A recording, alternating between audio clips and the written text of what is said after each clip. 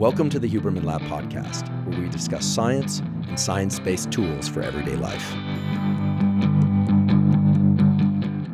I'm Andrew Huberman, and I'm a professor of neurobiology and ophthalmology at Stanford School of Medicine. Today, we are going to talk all about dopamine and what drives you to do the things that you do. We're going to talk about motivation and desire and craving, but also how dopamine relates to satisfaction and our feelings of well-being. And of course, any discussion about dopamine has to include a discussion about the potential for dopamine-induced addiction. Indeed, dopamine lies at the heart of addiction to all things. But today we are mainly going to focus on how what we do and how we do it and how we conceptualize those things leads to changes in this amazing molecule in our brain and bodies that we call dopamine. I'm going to teach you what dopamine is and what it is not. There are a lot of myths about the molecule dopamine. We often hear about so-called dopamine hits. Today we are going to dispel many common myths about dopamine, and we are going to talk about how dopamine actually works. We're going to discuss the biology of dopamine, the psychology. We will discuss some neural circuits, and a really exciting aspect of dopamine biology are so-called dopamine schedules. In other words, we are going to discuss how things like food, drugs, caffeine, pornography, even some plant-based compounds can change our baseline levels of dopamine, and in doing so, they change how much dopamine we are capable of experiencing from what could be very satisfying events or events that make us feel not so good because of things that we did or took prior. So I promise you it's going to be a vast discussion, but I will structure it for you, and you'll come away with a deep understanding of really what drives you. You will also come away with a lot of tools how to leverage dopamine so that you can sustain energy, drive, and motivation for the things that are important to you over long periods of time.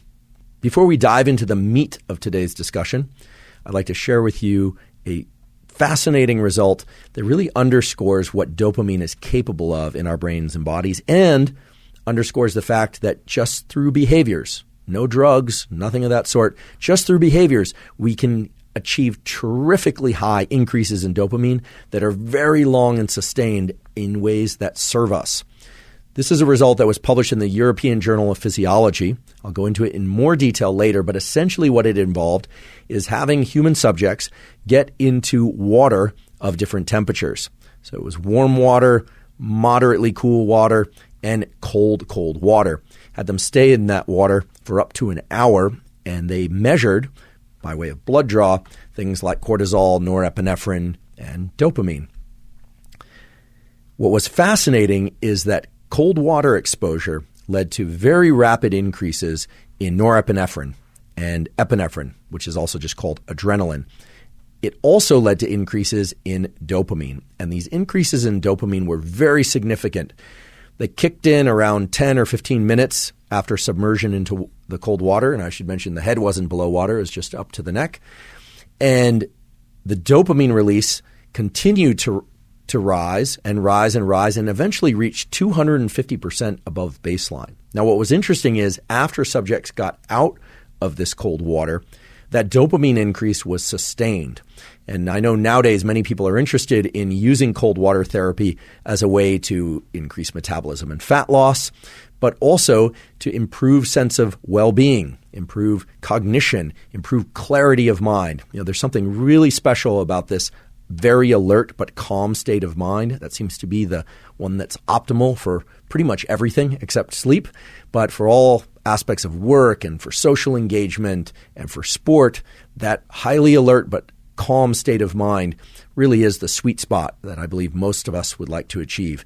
And this cold water exposure, done correctly, really can help people achieve that state of mind through these increases in dopamine that last a very long time.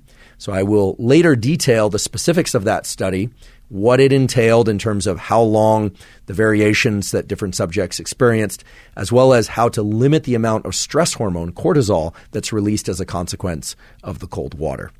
And we will also talk about compounds, supplements that people can take in order to increase their levels of dopamine should they choose. Before we begin, I'd like to emphasize that this podcast is separate from my teaching and research roles at Stanford. It is, however, part of my desire and effort to bring zero cost to consumer information about science and science-related tools to the general public. In keeping with that theme, I'd like to thank the sponsors of today's podcast. Our first sponsor is Roka. Roka makes sunglasses and eyeglasses that are of the absolute highest quality. I've spent a lifetime working on the visual system, and I can tell you that the visual system has to go through a lot of work in order to maintain clarity of what you see when there are shadows, when you go into different types of indoor lighting, and so on. And a lot of glasses don't work well because you put them on, and then you're in bright light, and you can see fine, but then you move into a shadow, and then you have to take them off, and they don't adjust, or they don't adjust quickly enough.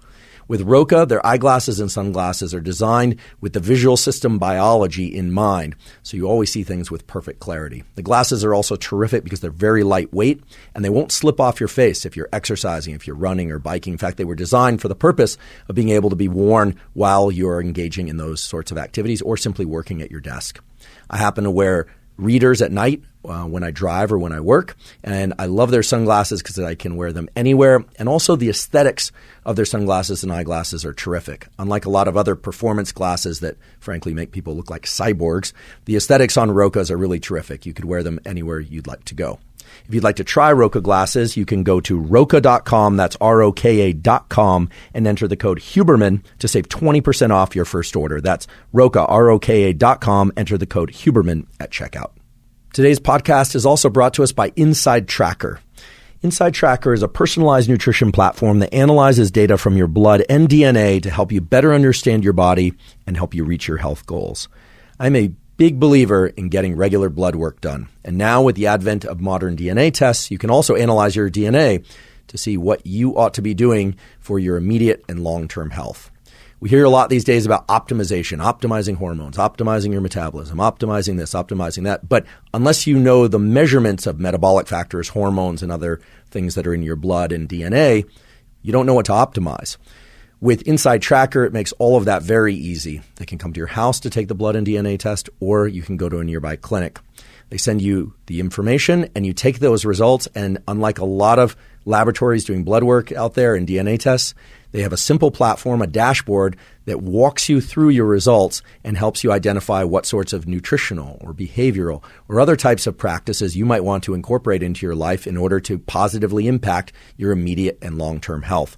It's a very easy system to use, and you will gain a ton of information simply by doing that test, whether or not you end up making changes to what you're doing or not. If you'd like to try InsideTracker, you can go to InsideTracker.com/Huberman to get 25% off any of InsideTracker's plans. Just use the code Huberman at checkout. Today's episode is also brought to us by Headspace. Headspace is a meditation app backed by 25 published studies and has over 600,000 five-star reviews. I've been meditating for a long time, but I confess sometimes I meditate and sometimes I am very inconsistent about my meditation. Ideally, I would meditate every day for 20 or 30 minutes. But what I've found over the years is that I'll start a meditation practice, and then as life gets more stressful or busier, which is exactly when I need to meditate more, I tend to meditate less often. Switching over to Headspace as a meditation app really helped me stay consistent with my meditation practice. And that's because they have a huge range of meditations to select from. Some are short, some are longer. And in general, I try and get 20 minutes of meditation in every day, but some days it's just 5 minutes, and they have some terrific just 5-minute meditations. The science says that even a 5-minute meditation can be beneficial for different aspects of our brain and body. If you want to try Headspace, you can go to headspace.com/special offer. And if you do that, you'll get 1 month as a free trial with Headspace's full library of meditations that you can use in any situation. This is the best deal offered by Headspace right now. So if you're interested, go to headspace.com/special offer to get one free 1 month trial with Headspace's full library of meditations. I'd like to announce that there's an event that some of you may find very useful. This is an event put on by Logitech that I will be speaking at. It's called Rethink Education, the Biology of Learning, Reimagining Learning Through Neuroscience. And at this event, I will be speaking. There will be other speakers as well.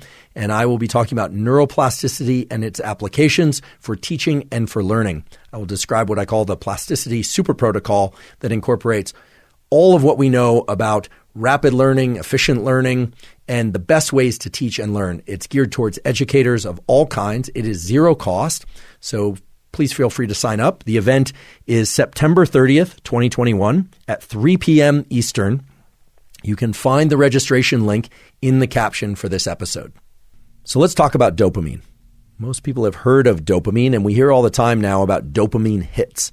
But actually, there's no such thing as a dopamine hit. And actually, the way that your body uses dopamine is to have a baseline level of dopamine, meaning an amount of dopamine that's circulating in your brain and body all the time. And that turns out to be important for how you feel generally, whether or not you're in a good mood, motivated, etc. And you also can experience peaks in dopamine above baseline. Now, this has a very specific name in the neurobiology literature, so-called tonic and phasic release of dopamine. And I'll explain what that means in a couple of minutes. But if you remember nothing else from this episode, please remember this, that when you experience something or you crave something really desirable, really exciting to you, very pleasurable, what happens afterwards is your baseline level of dopamine drops. Okay, so these peaks in dopamine, they influence how much dopamine will generally be circulating afterward. And you might think, oh, a big peak in dopamine. After that, I'm going to feel even better because I just had this great event. Not the case. What actually happens is that your baseline level of dopamine drops. And I will explain the precise mechanism for that. Okay, in the neuroscience literature, we refer to this as tonic and phasic release of dopamine. Tonic being the low level baseline that's always there circulating, released into your brain all the time. And then phasic, these peaks that ride above that baseline. And those two things interact. And this is really important. I'm going to teach you the underlying neurobiology, but even if you have no background in biology, I promise to make it all clear. I'll explain the terms and what they mean. And I'm excited to teach you about dopamine because dopamine has everything to do with how you feel right now as you're listening to this. It has everything to do with how you will feel an hour from now. It has everything to do with your level of motivation and your level of desire and your willingness to push through effort. If ever you've interacted with somebody who just doesn't seem to have any drive, they've given up, or if you've interacted with somebody who seems to have endless drive and energy, what you are looking at there in those two circumstances is without question, a difference in the level of dopamine circulating in their system. There will be other factors too, but the level of dopamine is the primary determinant of how motivated we are, how excited we are, how outward-facing we are, and how willing we are to lean into life and pursue things.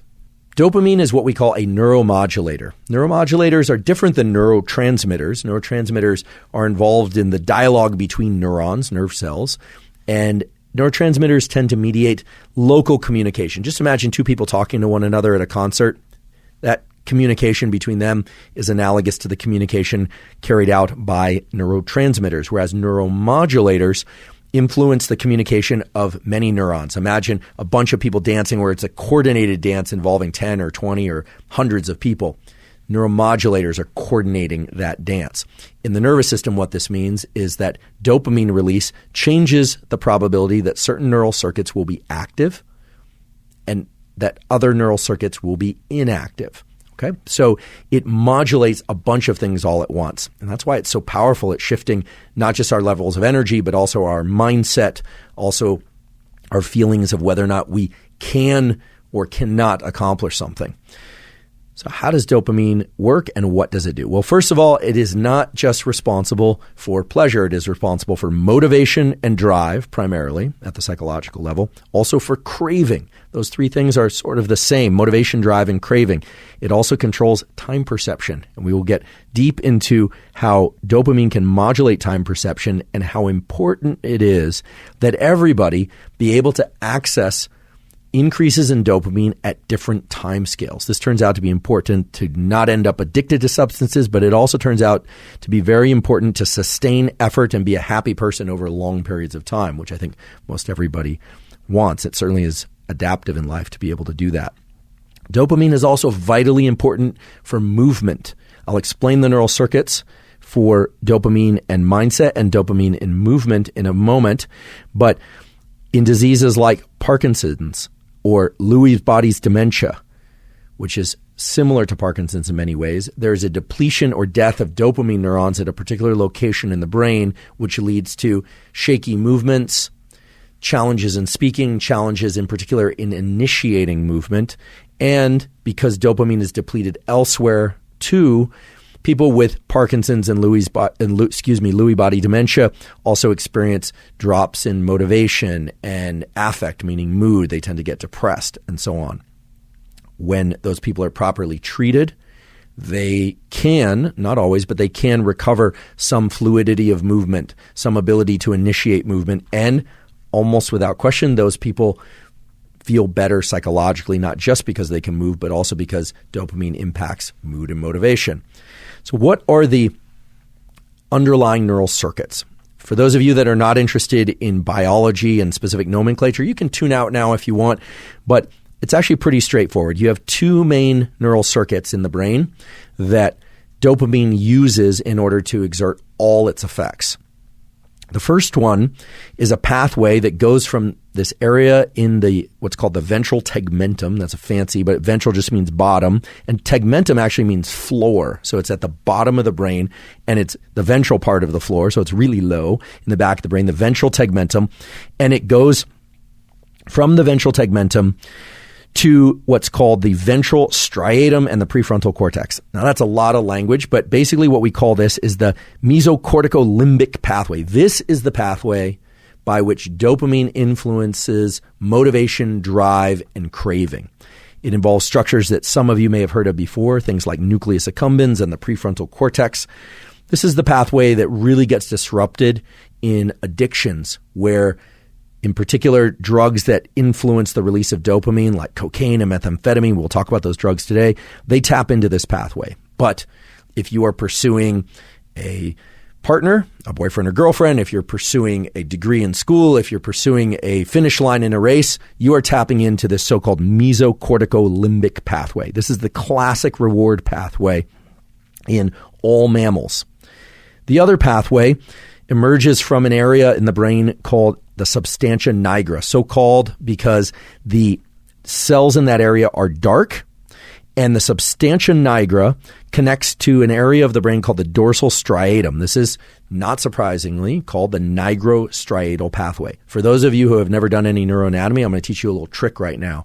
Everything in neuroanatomy, the first part of a word tells you where the neurons are.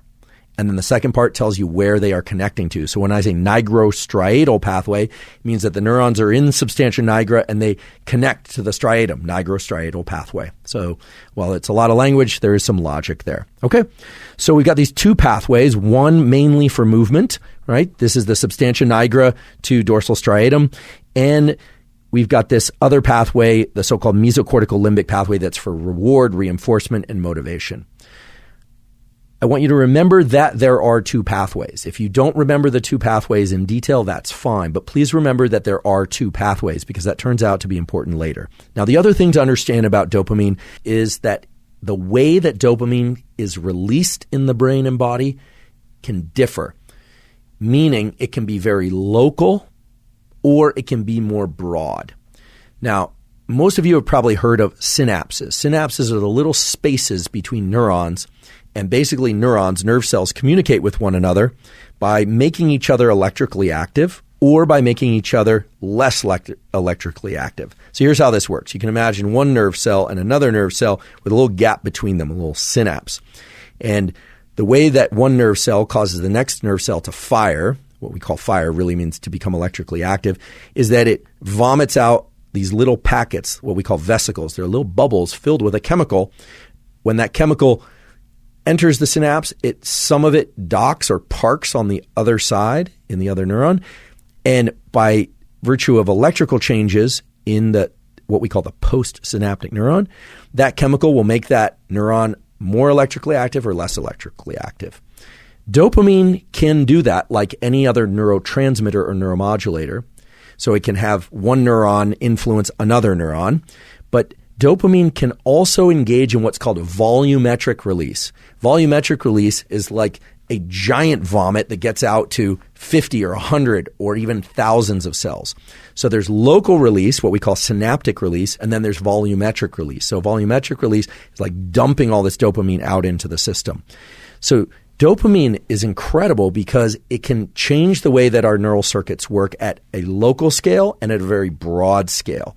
And for those of you that are only interested in tools, like how do I get more dopamine?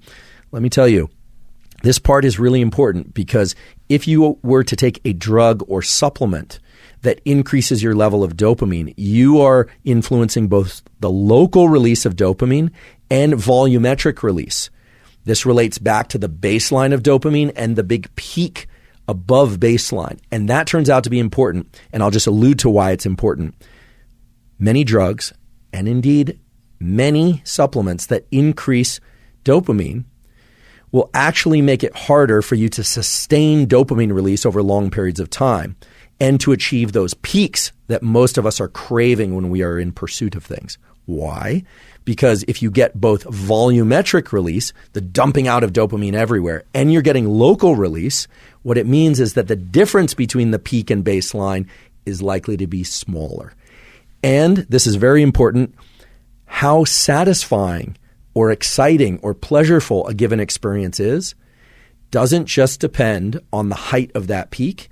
It depends on the height of that peak relative to the baseline. So if you increase the baseline and you increase the peak, you're not going to achieve more and more pleasure from things. I'll talk about how to leverage this information in a little bit, but just increasing your dopamine, yes, it will make you excited for all things. It will make you feel very motivated, but it will also make that motivation very short-lived. So there's a better way to increase your dopamine. There's a better way to optimize this peak to baseline ratio. For now, what we've talked about is two main neural circuits, one for movement and one for motivation and craving with dopamine. And we've talked about two main modes of communication between neurons with dopamine. One is this local synaptic release. One is more volumetric release. And in the back of your mind, you can relate this back to, again, this baseline versus peaks above baseline. So that's a description of what we would call the spatial effects or the spatial aspects of dopamine. I said this connects to that connects to this. You can get local or more broad volumetric release. What about the duration of release or the duration of action for dopamine? Well, dopamine is unique among chemicals in the brain because dopamine, unlike a lot of chemicals in the brain, works through what are called G-protein coupled receptors. And for those of you that are about to pass out from the amount of detail, just hang in there with me. It's really not complicated. There are two ways that neurons can communicate, or mainly two ways. There are a third and a fourth, but mostly neurons communicate by two modes.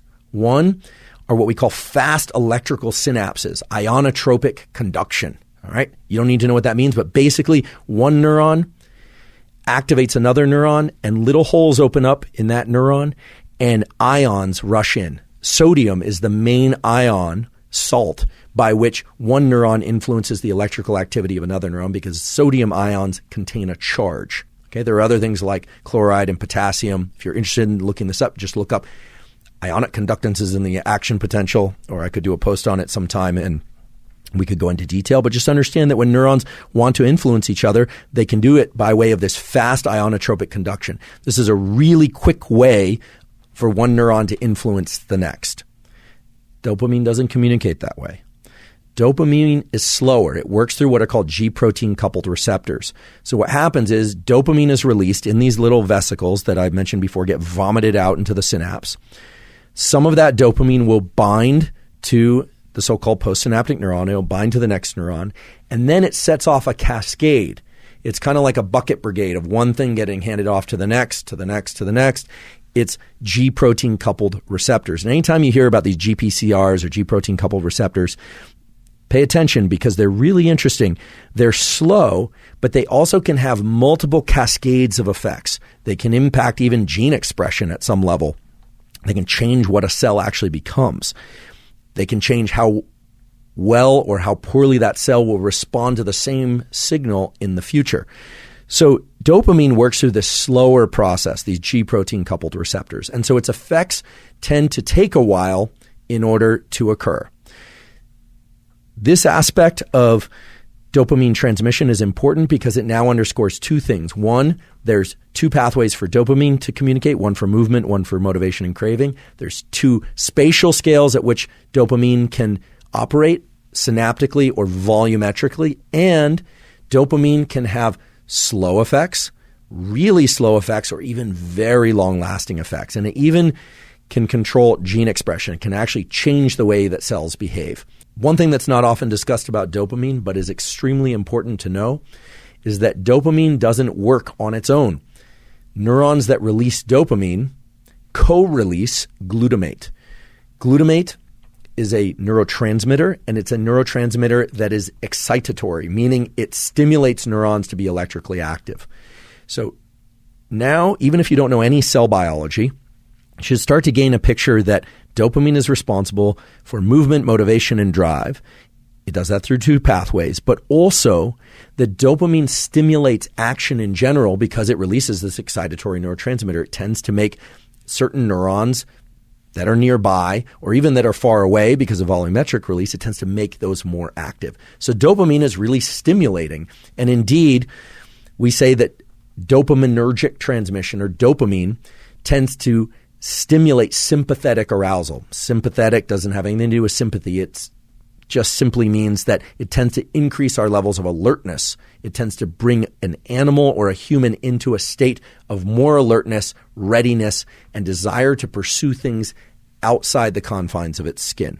So if I were to just put a really simple message around dopamine, it would be there's a molecule in your brain and body that when released tends to make you look outside yourself, pursue things outside yourself, and to crave things outside yourself.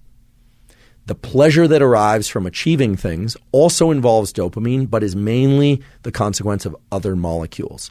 But if ever you felt lethargic and just lazy and you had no motivation or drive, that's a low dopamine state. If ever you felt really excited, motivated, even if you're a little scared to do something, maybe you did your first skydive, or you're about to do your first skydive, or you're about to do some public speaking and you really don't want to screw it up, you are in a high dopamine state. Dopamine is a universal currency in all mammals, but especially in humans, for moving us toward goals, and how much dopamine is in our system at any one time compared to how much dopamine was in our system a few minutes ago, and how much we remember enjoying a particular experience of the past. That dictates your so-called quality of life and your desire to pursue things.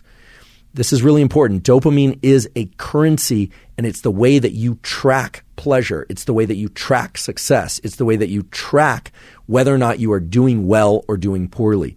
And that is subjective. But if your dopamine is too low, you will not feel motivated. If your dopamine is really high, you will feel motivated. And if your dopamine is somewhere in the middle, how you feel depends on whether or not you had higher dopamine a few minutes ago or lower dopamine. This is important. Your experience of life and your level of motivation and drive depends on how much dopamine you have relative to your recent experience. This is, again, something that's just not accounted for in the simple language of dopamine hits. Okay? A simple way to envision dopamine hits is every time you do something you like, you eat a piece of chocolate, dopamine hit. You look at your Instagram, dopamine hit. You see someone you like, dopamine hit. You know, all these things described as dopamine hits neglect the fact that if you scroll social media and you see something you really like, dopamine hit. Sure, there's an increase in dopamine. But then you get to something else and you go, not that interesting. However, had you arrived at that second thing first, you might think that it was really interesting. If you had arrived to that second Instagram post 3 days later or 4 days later, you might find it extremely interesting. Again, how much dopamine you experience from something depends on your baseline level of dopamine when you arrive there and your previous dopamine peaks.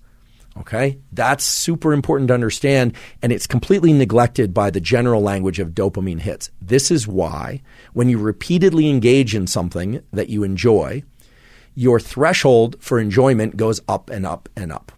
So I want to talk about that process, and I want to explain how that process works, because if you understand that process and you understand some of these schedules and kinetics, as we call them, around dopamine, you will be in a terrific position to use any dopamine-enhancing tools that you decide to use. You'll be in an excellent position to modulate and control your own dopamine release for optimal motivation and drive.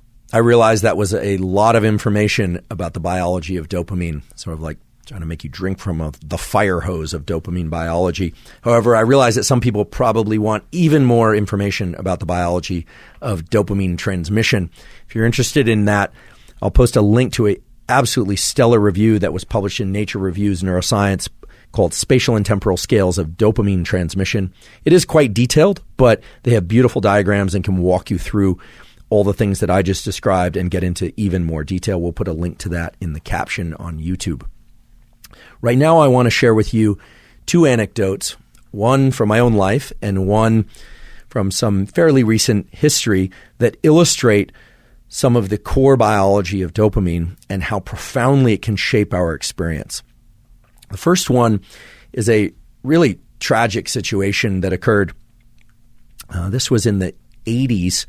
There was a outbreak of what looked like Parkinsonian symptoms in a young population. So many of you have heard of Parkinson's disease. Parkinson's disease is a disease in which people initially start to quake, can't generate smooth movements. They'll have issues with speech, sometimes cognition as well.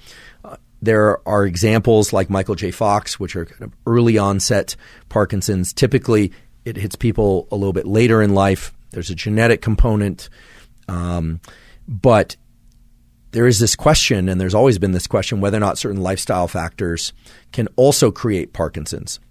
And some years ago, there was a situation where street laboratories, illicit laboratories, were trying to make a drug called MPPP, which is an opioid-like compound. It's a bit like heroin. And heroin addicts seeking heroin went out and bought what they thought was MPPP. Unfortunately, it was not MPPP. I mean, it would have been tragic if it was anyway, because they were drug addicts. But what they ended up taking turned out to be a lot worse. What they ended up taking was MPTP. And MPTP can arise in the synthesis of MPPP. So someone in a lab someplace, this was mainly in the Central Valley in California, but elsewhere as well, somebody created MPTP. And what ended up happening was a large number of young people who were opioid addicts became completely boxed in, paralyzed.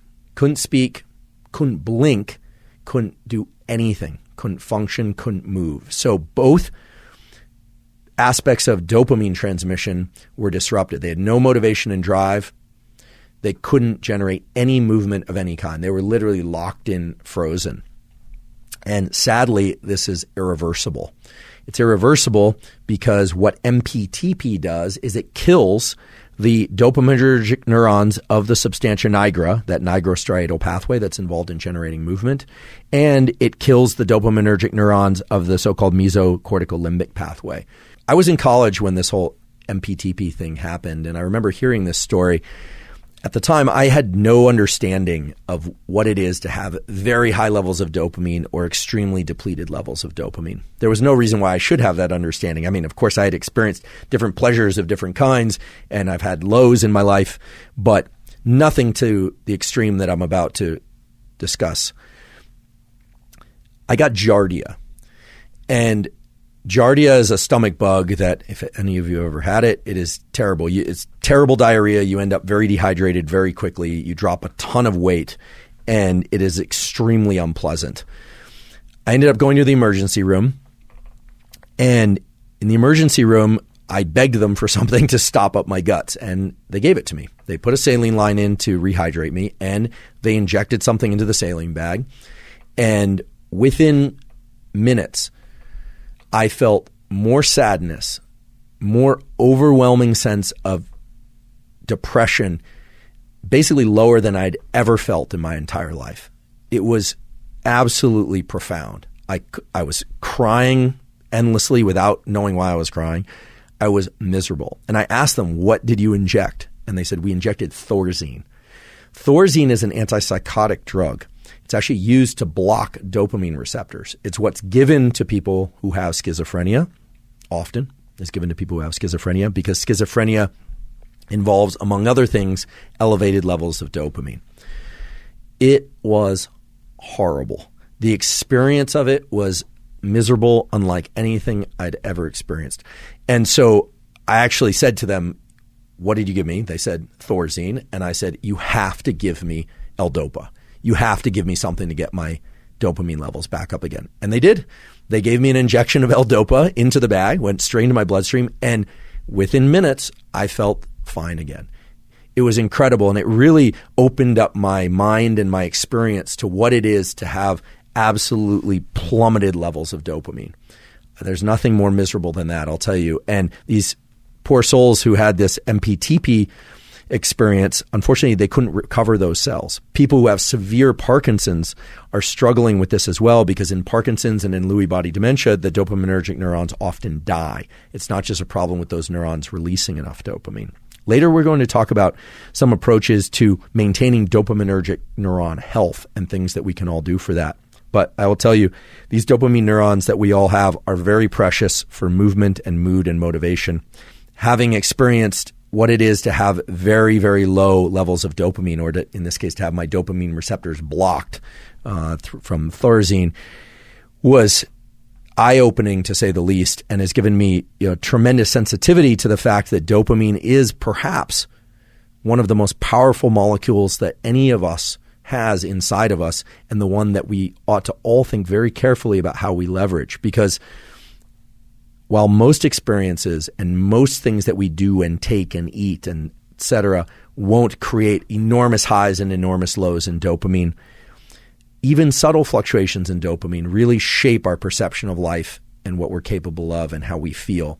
And so we want to guard those, and we want to understand them. So let's lean into that understanding about dopamine, and then let's talk about some tools that we can all use to leverage dopamine in order to keep that baseline in the appropriate healthy place and still be able to access those peaks in dopamine, because those, after all, are some of what makes life rich and worth living.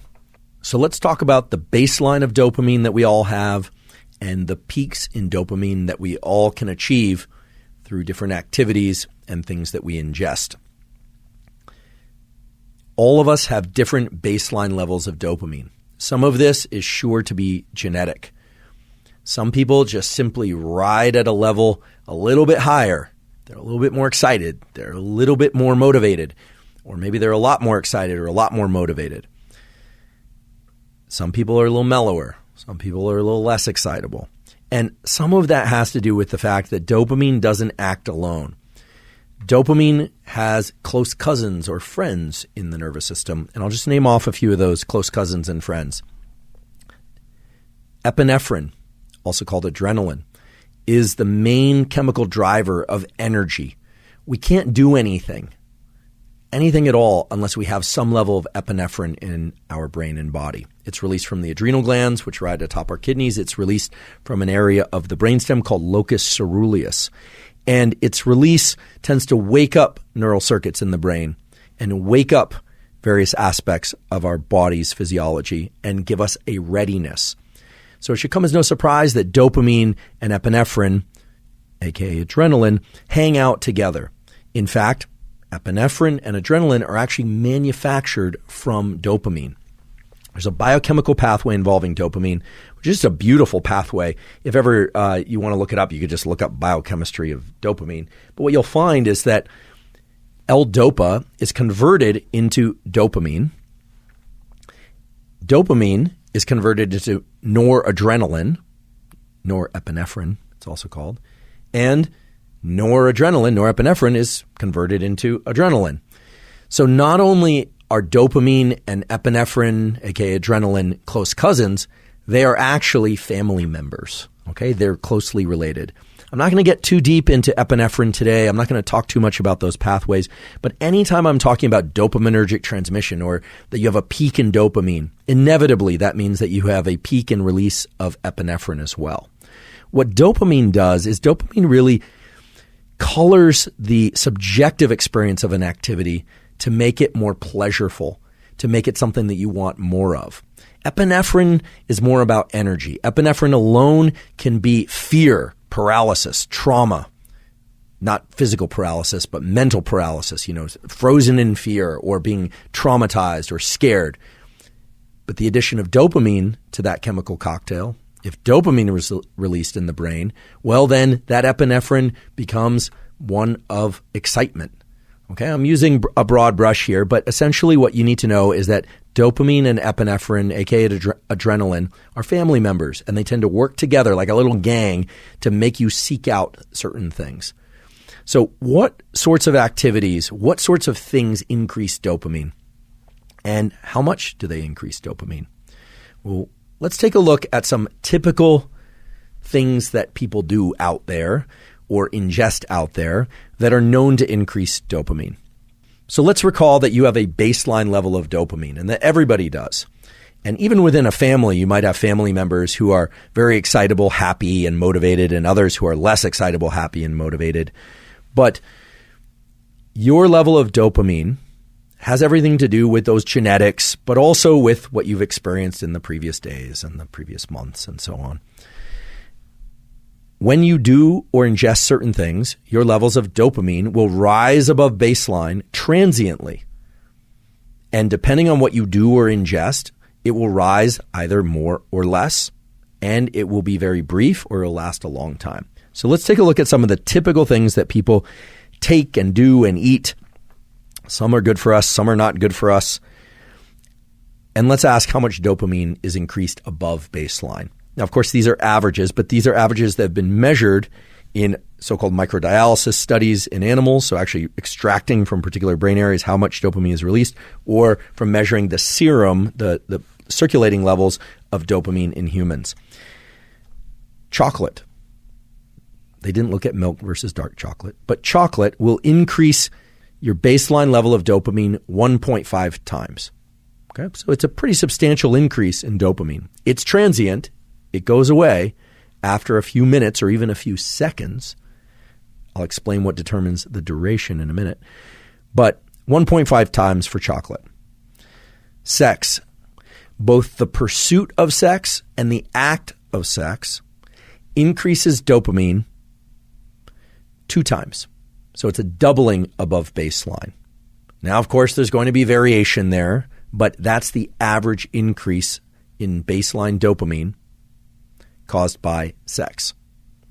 Later, I will talk about how the different aspects of the so-called arousal arc, the different aspects of sex, believe it or not, have a differential impact on dopamine. But for now, as a general theme or activity, sex doubles the amount of dopamine circulating in your blood. Nicotine, in particular nicotine that is smoked, like cigarettes and so forth, increases dopamine 2.5 times above baseline. So there's a peak that goes up above baseline 2.5 times higher. It is very short-lived. Anyone who's ever been a chain smoker or observed a chain smoker understands that the increase in dopamine from nicotine is very short-lived. Cocaine will increase the level of dopamine in the bloodstream 2.5 times above baseline. And amphetamine, another drug that increases dopamine, will increase the amount of dopamine in the bloodstream 10 times above baseline. A tremendous increase in dopamine. Exercise. Now, exercise will have a different impact on the levels of dopamine depending on how much somebody subjectively enjoys that exercise. So if you're somebody who loves running, chances are it's going to increase your levels of dopamine 2 times above your baseline, not unlike sex.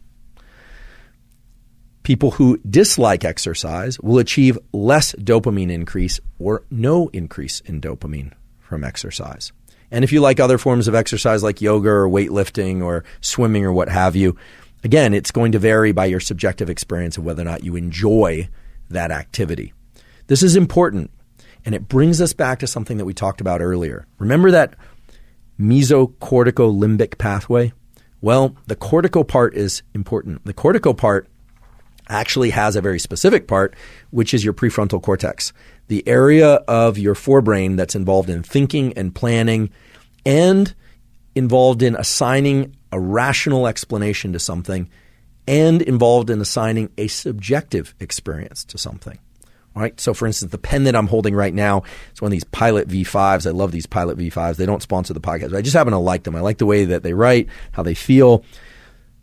If I spent enough time thinking about it or talking about it, I could probably get a dopamine increase just talking about this Pilot V5. And that's not because I have the propensity to release dopamine easily. It's that as we start to engage with something more and more, and what we say about it and what we encourage ourselves to think about it has a profound impact on its rewarding or non-rewarding properties. Now, it's not simply the case that you can lie to yourself and you can tell yourself, I love something, and when you don't really love it, and it will increase dopamine. But what's been found over and over again is that if people journal about something or they practice some form of appreciation for something or they think of some aspect of something that they enjoy, the amount of dopamine that behavior will evoke tends to go up. So for people that hate exercise, you can think about some aspect of exercise that you really enjoy. However, I will caution you against saying to yourself, I hate exercise, or I hate studying, or I hate this person, but I love the reward I give myself afterward. Later, we're going to talk about how rewards given afterward actually make the situation worse. They won't make you like exercise more or studying more. They actually will undermine the dopamine release that would otherwise occur for that activity. So certain things, chemicals, have a universal effect. They make everybody's dopamine go up. So some people like chocolate, some people don't, of course, but in general, it causes this increase in dopamine. But sex, nicotine, cocaine, amphetamine, those things cause increases in dopamine in everybody that takes them. Things like exercise, studying, hard work, working through a challenge in a relationship, or working through something hard of any kind, that is going to be subjective as to how much dopamine will be released. And we will return to that subjective component in a little bit.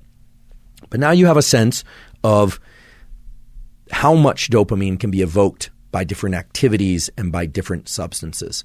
One that you might be wondering about is caffeine. I'm certainly drinking my caffeine today, and I do enjoy caffeine in limited quantities. I drink yerba mate and I drink coffee, and I love it. Does it increase dopamine? Well, a little bit. Caffeine will increase dopamine to some extent, but it is pretty modest compared to the other things that I described.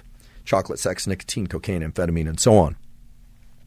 However, there's a really interesting paper published in 2015. This is Volkow et al. You can look it up. It's very easy to find. That showed that regular ingestion of caffeine, whether or not it's from coffee or otherwise, increases upregulation of certain dopamine receptors. So caffeine actually makes you able to experience more of dopamine's effects. Because as I mentioned before, dopamine is vomited out into the synapse or it's released volumetrically, but then it has to bind someplace and trigger those G protein coupled receptors. And caffeine increases the number, the density of those G protein coupled receptors. Now, sitting back and thinking about that, you might think, oh yeah, sometimes I'll notice people, at least in the old days, that it used to be a cigarette and a cup of coffee. Or when people drink alcohol, oftentimes they'll smoke. And it's well known that different compounds like alcohol and nicotine, or caffeine and nicotine, or certain behaviors and certain drugs can synergize to give bigger dopamine increases. And this is not terribly uncommon. There are a lot of people nowadays who, for instance, take pre-workout energy drinks. They'll drink I won't name names, but they'll drink a canned energy drink, or they'll drink a pre-workout, and they'll try and get that big stimulation, that stimulant effect for the dopamine, the norepinephrine, that family of molecules that works together to make you motivated. And then they'll also exercise to try and get even more of a dopaminergic experience out of that workout. Sometimes it's also to perform better as well, of course. But as we'll talk about in a few minutes, that aspect, or that approach rather, of trying to just get your dopamine as high as you possibly can in order to get the most out of an experience, turns out to not be the best approach. And what you'll find as we talk about dopamine schedules is that layering together multiple things, substances and activities that lead to big increases in dopamine actually can create pretty severe issues with motivation and energy right after those experiences and even a couple days later.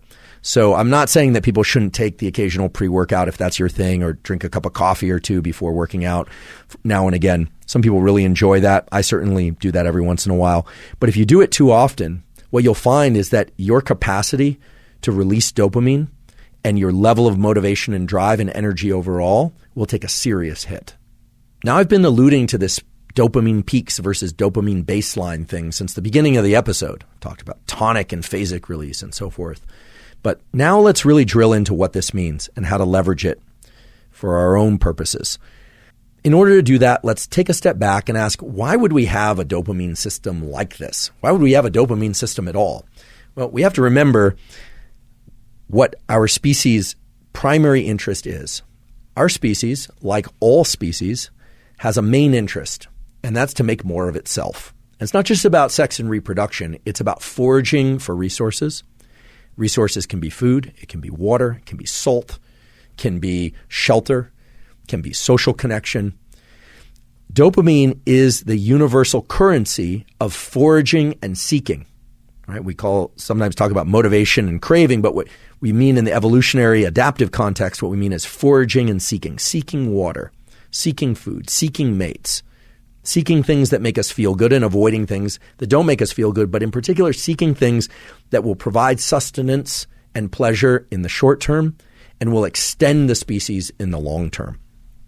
Once we understand that dopamine is a driver for us to seek things, it makes perfect sense as to why it would have a baseline level and it would have peaks, and that the baseline and peaks would be related in some sort of direct way.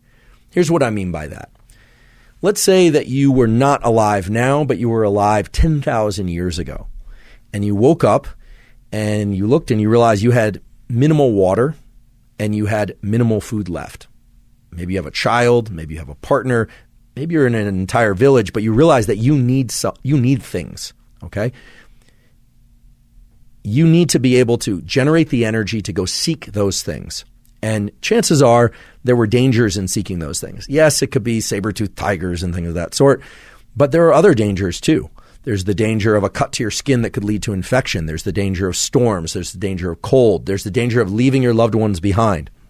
So you go out and forage, right? You could be hunting, you could be gathering, or you could be doing both.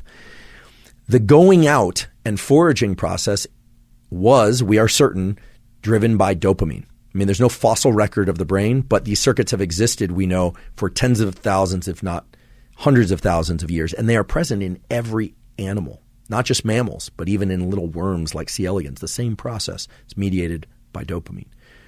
So dopamine drives you to go out and look for things. And then let's say you find a couple berries. These ones are rotten. These ones are good.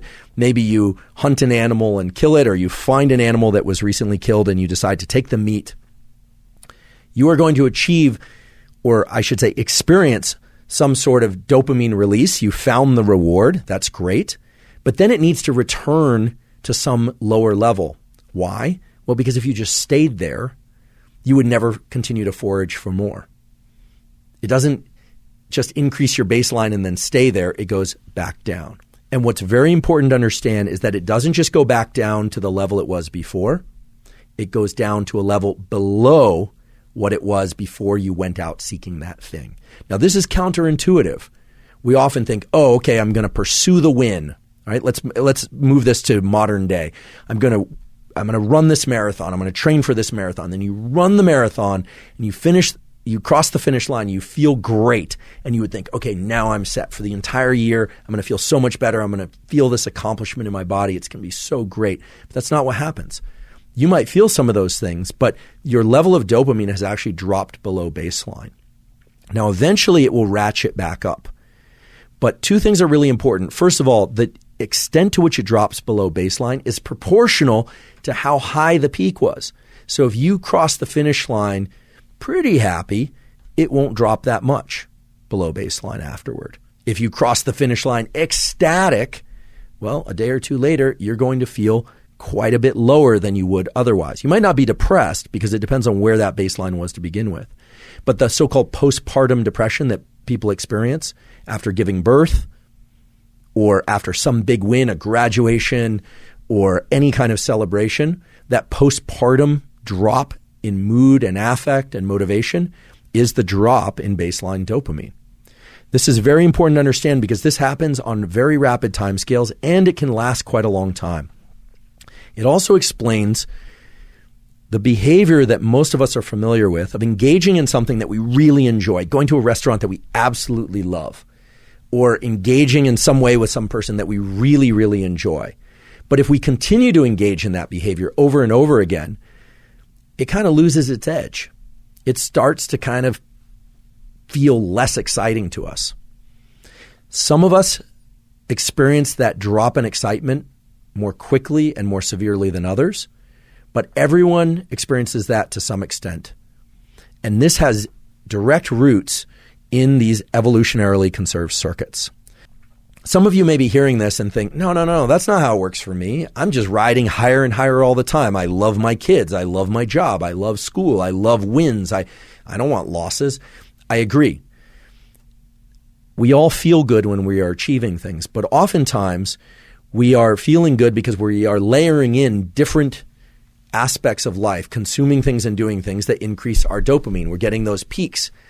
But afterward, the drop in baseline occurs, and it always takes a little while to get back to our stable baseline. We really all have a sort of dopamine set point.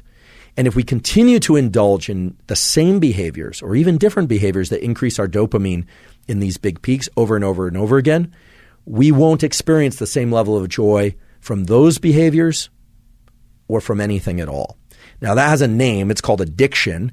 But even for people who aren't addicted, even for people who don't have an attachment to any specific substance or behavior, this drop in below baseline after any peak in dopamine is substantial, and it governs whether or not we are going to feel motivated to continue to pursue other things.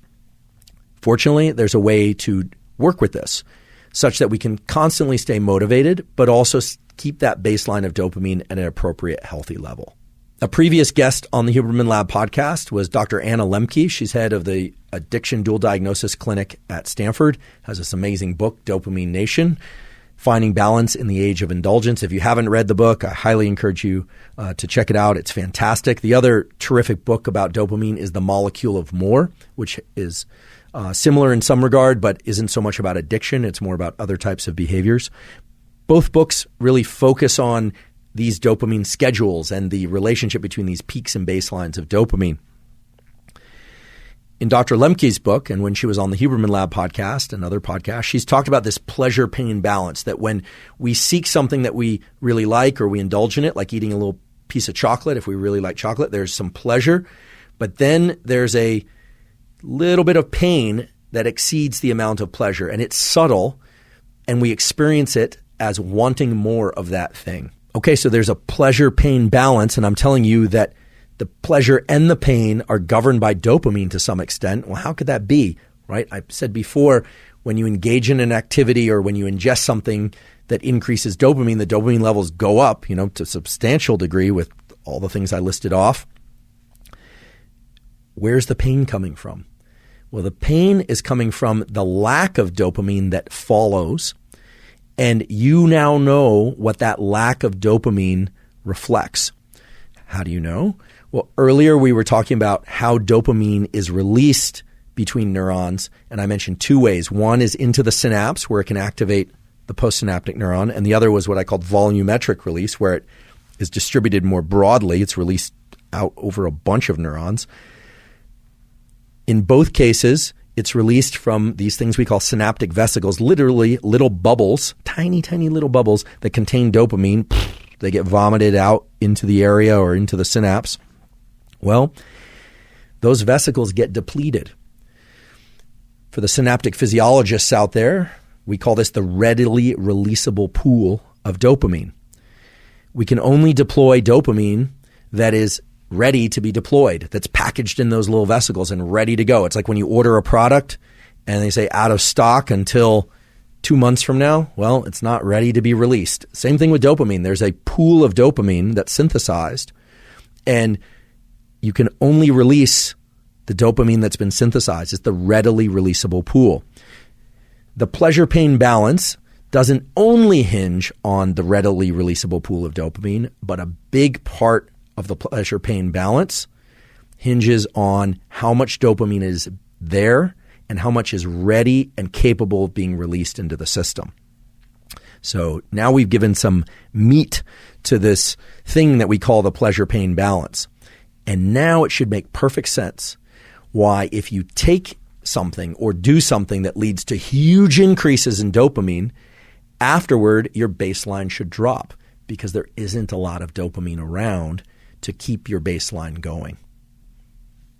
Fortunately, most people do not experience or pursue enormous increases in dopamine leading to these severe drops in baseline.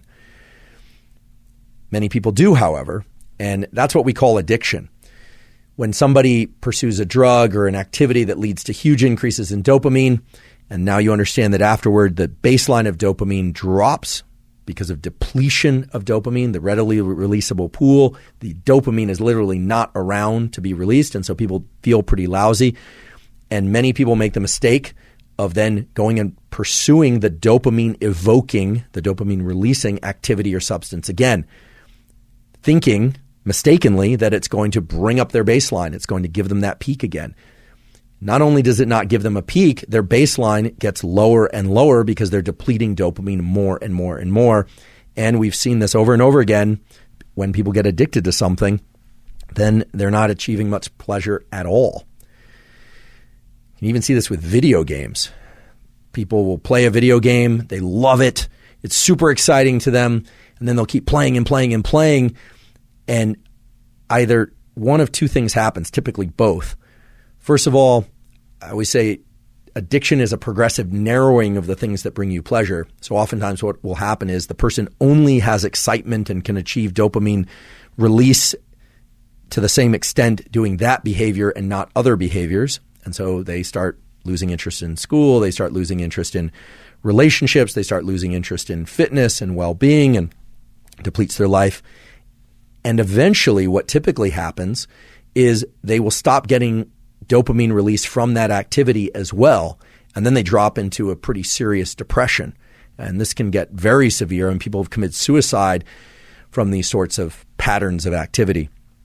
But what about the more typical scenario? What about the scenario of somebody who is really good at working during the week, they exercise during the week, they drink on the weekends? Well, that person is only consuming alcohol maybe 1 or 2 nights a week, but oftentimes that same person will be spiking their dopamine with food during the middle of the week. Now, we all have to eat, and it's nice to eat foods that we enjoy. I certainly do that. I love food, in fact. But let's say they're eating foods that really evoke a lot of dopamine release in the middle of the week. They're drinking 1 or 2 days on the weekend. They are one of these work hard, play hard types. So they're swimming a couple miles in the ocean in the middle of the week as well. They're going out dancing once on the weekend. Sounds like a pretty balanced life as I describe it. Well, here's the problem. The problem is that dopamine is not just evoked by one of these activities. Dopamine is evoked by all of these activities. And dopamine is one currency of craving, motivation, and desire and pleasure. There's only one currency. So even though if you look at the activities, you'd say, well, it's just on the weekends, or this thing is only a couple times a week. If you looked at dopamine simply as a function, as a chemical function of peaks and baseline, it might make sense why this person, after several years of work hard, play hard, would say, yeah, I'm feeling kind of burnt out. I'm just not feeling like I have the same energy that I did a few years ago.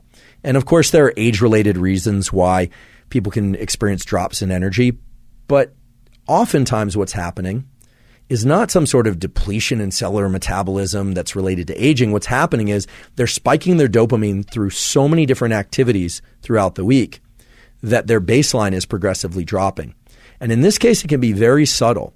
It can be very, very subtle. And that's actually a very sinister function of dopamine, we could say, which is that it can often drop in imperceptible ways, but then once it reaches a threshold of low dopamine, we just feel like, we can't really get pleasure from anything anymore. what used to work doesn't work anymore. So it starts to look a lot like the more severe addictions or the more acute addictions to things like cocaine and amphetamine, which lead to these big increases, these big spikes in dopamine, and then these very severe drops in the baseline.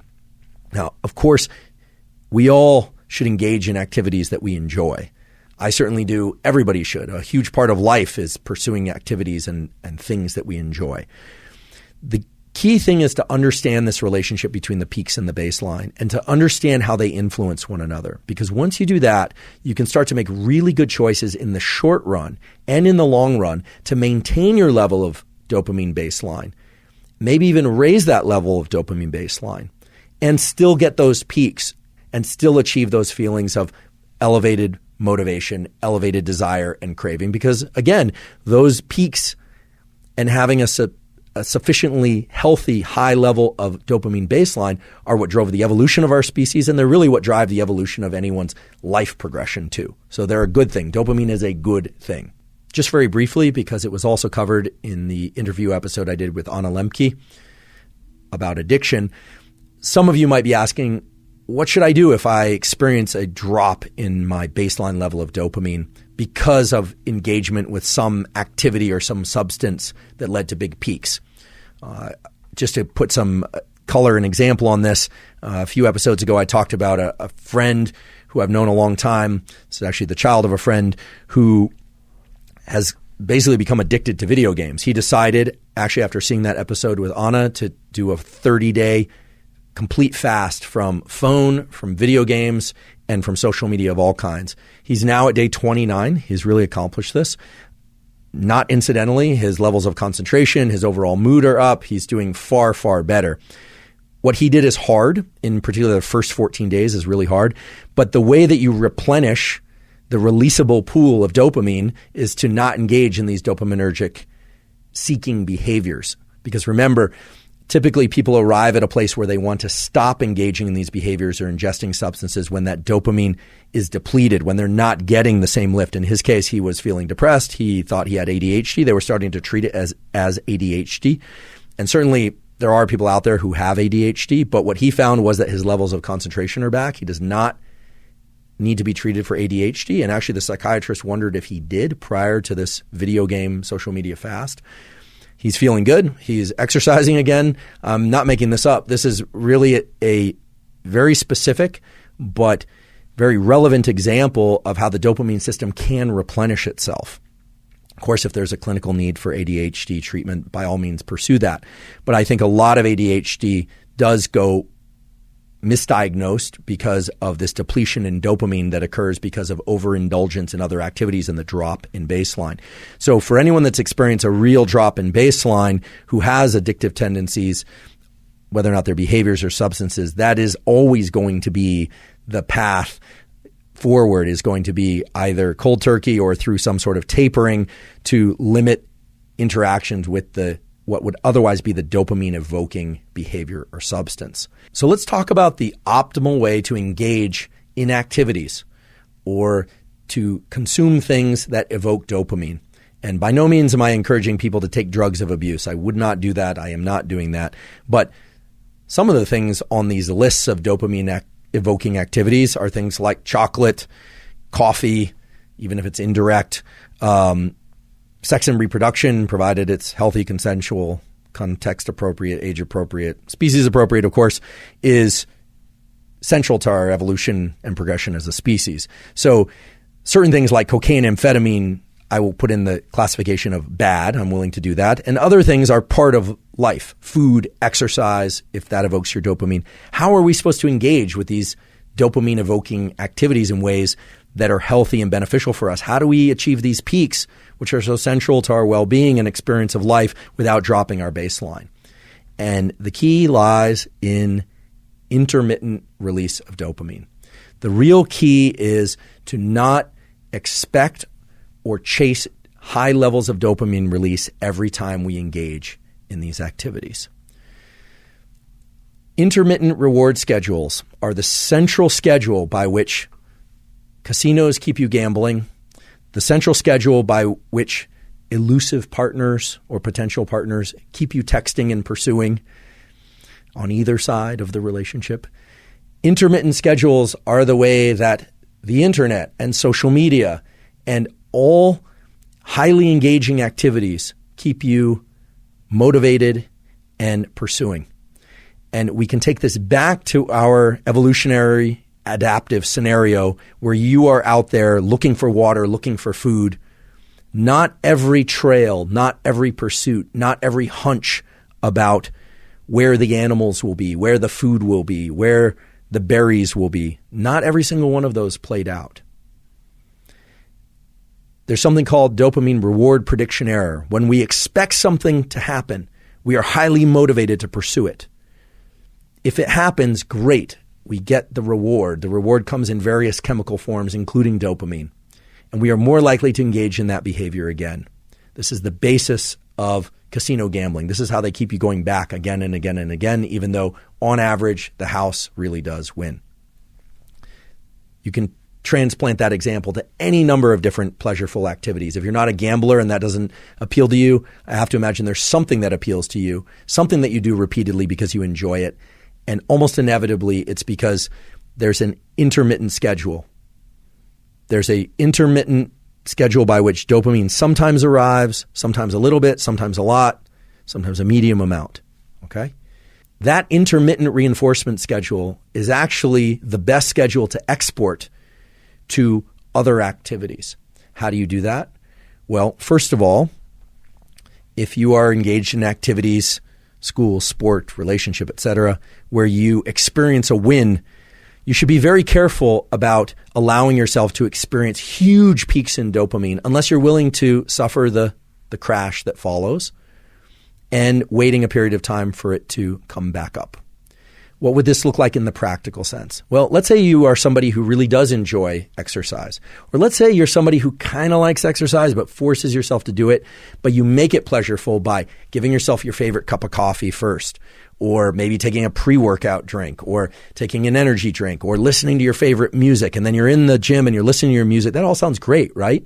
Well, it is great, except that by layering together all these things to try and achieve that dopamine release, and by getting a big peak in dopamine, you're actually increasing the number of conditions required to achieve pleasure from that activity again. And so there is a form of this where sometimes you do all the things that you love to get the optimal workout. You listen to your favorite music, you go at your favorite time of day, you have your pre-workout drink if that's your thing. You do all the things that give you that best experience of the workout for you. But there's also a version of this where sometimes you don't do the dopamine enhancing activities. You don't ingest anything to increase your dopamine. You just do the exercise.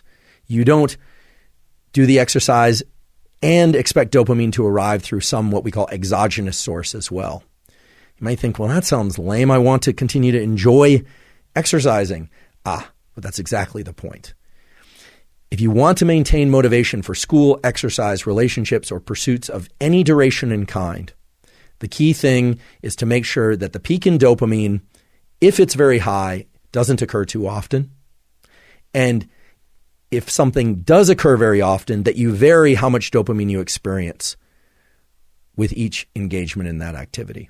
Now, some activities naturally have this intermittent property woven into them, right? We sometimes have classes that we like and other classes we don't like. We don't always get straight A's. Sometimes we don't get rewarded with the outcome that we would like. We don't always have the perfect relationship outcome. But understand that your ability to experience motivation and pleasure for what comes next is dictated by how much motivation and pleasure and dopamine you experienced prior. The reason I can't give a very specific protocol like delete dopamine or lower dopamine every third time is that wouldn't be intermittent. The whole basis of intermittent reinforcement is that you don't really have a specific schedule of when dopamine is going to be high and when dopamine is going to be low and when dopamine is going to be medium. That's a predictable schedule, not a random intermittent schedule. So do like the casinos do. It certainly works for them. And for activities that you would like to continue to engage in over time, whatever those happen to be, start paying attention to the amount of dopamine and excitement and pleasure that you achieve with those and start modulating that somewhat at random. That might be removing some of the dopamine releasing chemicals that you might take prior. Maybe you remove them every time, but then every once in a while you introduce them. Maybe it involves sometimes doing things socially that you enjoy doing socially, sometimes doing the same thing but alone. There are a lot of different ways to do this. There are a lot of different ways to approach this. But now knowing what you know about peaks and baselines in dopamine and understanding how important it is not just to achieve peaks, but to maintain that baseline at a healthy level, it should be straightforward for you to implement these intermittent schedules. For those of you that are begging for more specificity, we can give you a tool. One would be you can flip a coin before engaging in any of these types of activities and decide whether or not you are going to allow other dopamine supportive elements to go, for instance, into the gym with you. Are you going to listen to music or not? If you enjoy listening to music, well, then flip a coin. And if it comes up heads, bring the music in. If it comes up tails, don't. Okay.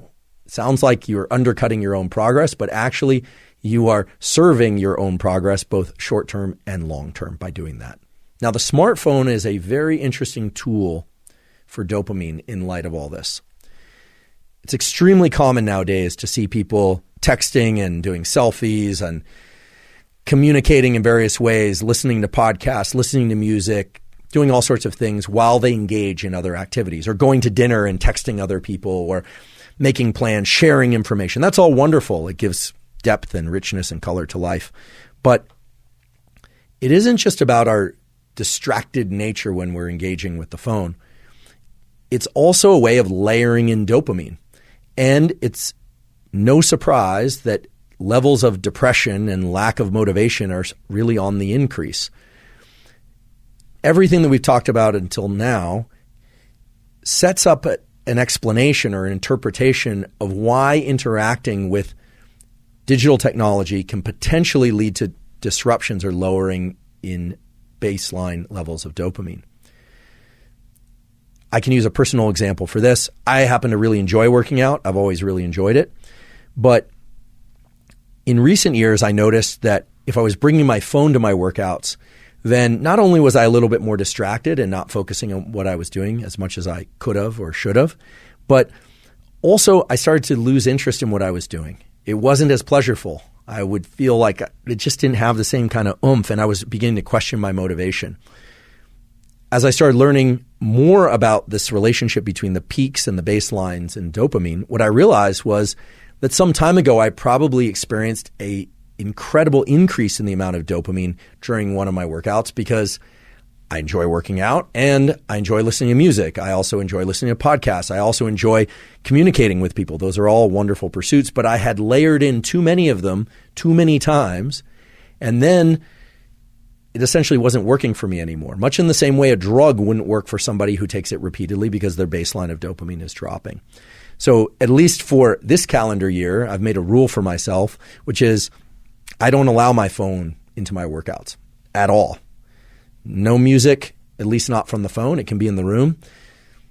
I might listen to a podcast in the room, but I don't listen to anything or engage in anything on my phone. No texting whatsoever. And most of the time, I just don't even bring it with me for that period of time. It's only a short period of time. I'm not training that often. This is something that I think has been misinterpreted as people can't be alone now. People talk about, they can't walk across the street, or they can't go anywhere, ride the bus, can't be on the plane without being in contact. They can't handle just their thoughts. I don't think that's really what's going on. I think what's happened is that we achieved the great dopamine increase that comes from this incredible thing, which I personally enjoy, being able to communicate by phone, by text, and exchange pictures and send links and these kinds of things, social media. But then what happens is it doesn't have that same fulfilling aspect to it. And it tends to remove the excitement and the pleasure of the very activities that we are engaged in. So I know this is a hard one for many people, but I do invite you to try removing multiple sources of dopamine release, or what used to be multiple sources of dopamine release, from activities that you want to continue to enjoy or that you want to enjoy more. And now you understand the biological mechanisms that would underlie a statement like that. It takes a little bit of working with. I know it can be challenging in the first week or so of not engaging with the phone during any kind of workout. That actually was really tough. But now I'm back to a place where I enjoy it that much more. I also feel as if I conquered something in terms of the circuitry related to dopamine. I now understand why something that I enjoyed so much had become less pleasurable for me. And there's a deep, deep satisfaction that comes from understanding, okay, there wasn't anything wrong with me or what I was doing or anything at all. It was just there was something wrong with the approach I was taking, which was layering in all these sources of dopamine and dropping my baseline. For this very same reason, I caution people against using stimulants every time they study or every time they work out or every time that they do anything that they would like to continue to enjoy and be motivated at. There's one exception, which is caffeine, because as I mentioned before, if you like caffeine, that actually could be a good thing for your dopamine system because it does upregulate these D2, D3 receptors. So it actually makes whatever dopamine is released by that activity more accessible or more functional within the biochemistry and the pathways of your brain and body. However, a number of energy drinks and in particular pre-workouts contain things that are precursors to dopamine and on their own, even if you didn't engage in the activity, would cause the release of dopamine to a substantial degree. They do cause the release of dopamine to a substantial degree. And over time, that will deplete your dopamine. So energy drinks, pre-workout drinks, drugs of various kinds that people take to study and pay attention. We talked about some of these for the ADHD episode, things like Adderall, Ritalin, armodafinil, modafinil, taken repeatedly over time will reduce the level of satisfaction and joy that you get from the activities you engage in while under the influence of those compounds. I'm not trying to demonize those compounds for their clinical use. What I'm saying is taking stimulants and then engaging in activities that you would like to continue to feel pleasurable is undercutting the process. And inevitably, it might not happen tomorrow, might not happen in a month, but inevitably you will have challenges with motivation and drive related to those activities. Now, some people can keep it right in check. They can just do the one can of the energy drink, or they only do their pre-workout before really hard days, for instance. More power to you. I actually do that sometimes, frankly. But people who are trying to get into that peak, super motivated, driven state, really focused every time they engage in an activity, you are absolutely undercutting the process and you are undermining your ability to stay motivated and focused. So just as we talked about intermittent reward schedules a moment ago, intermittent spiking of dopamine, if you do it at all, is definitely the way to go. And chronically trying to spike your dopamine in order to enhance your motivation, focus, and drive will absolutely undermine your motivation, focus, and drive in the long run. Ingestion of caffeine is somewhat of an exception among the other examples of things I've mentioned to avoid before what would otherwise be dopamine increasing activities because, again, caffeine can increase the density and the efficacy of these dopamine receptors. It turns out that the source of caffeine could also matter. While coffee or tea or other forms of caffeine will have this effect of increasing dopamine receptors, yerba mate, something I've talked about before on this podcast, has some interesting properties. First of all, it contains caffeine. It's also high in antioxidants. It also contains something called GLP-1, which is favorable for management of blood sugar levels. Yerba mate, it turns out, has also been shown to be neuroprotective specifically for dopaminergic neurons. Now, I should mention this is just a couple of studies, so we don't want to conclude too much from these studies. More needs to be done. But they showed that in a model of damage to dopamine neurons, ingestion of yerba mate and some of the compounds within yerba mate can actually serve to preserve the survival of dopamine neurons in both the movement-related pathway and the motivation pathway. So perhaps you need that incentive in order to ingest yerba mate tea. Perhaps you don't need any incentive. In my case, I don't need any incentive. I already enjoy yerba mate as my principal source of caffeine, although I do drink coffee as well. But if one were going to consume caffeine, you might consider consuming that caffeine in the form of yerba mate, both for sake of upregulating dopamine receptors and getting more of a dopamine increase, and of course for the stimulant properties of caffeine, if that's what you're seeking. And in addition to that, because yerba mate does appear to have some sort of neuroprotective and in particular dopamine neuron protective properties. Now, that doesn't mean that caffeine is always beneficial. And actually, there's one instance related to dopamine where caffeine can be particularly dangerous. And this relates to MDMA, so-called ecstasy. MDMA is under investigation in various clinical trials for its potential to treat trauma and depression. It's also, of course, a drug that's used recreationally. It's still illegal, at least in the United States. Whether or not MDMA is neurotoxic has been very controversial. Early on, it was thought that it is neurotoxic, that it can destroy serotonergic neurons. There were other papers that came out which argued that's not the case, and that's in particular because one of the early papers published in Science magazine claiming that MDMA was neurotoxic. That paper was retracted. It turns out that that study had mistakenly used methamphetamine instead, and methamphetamine is known to be neurotoxic. I think most of the data point to the idea that MDMA might not be neurotoxic, but in any case, caffeine has been shown to increase the toxicity of MDMA receptors. And you might say, well, how could that be?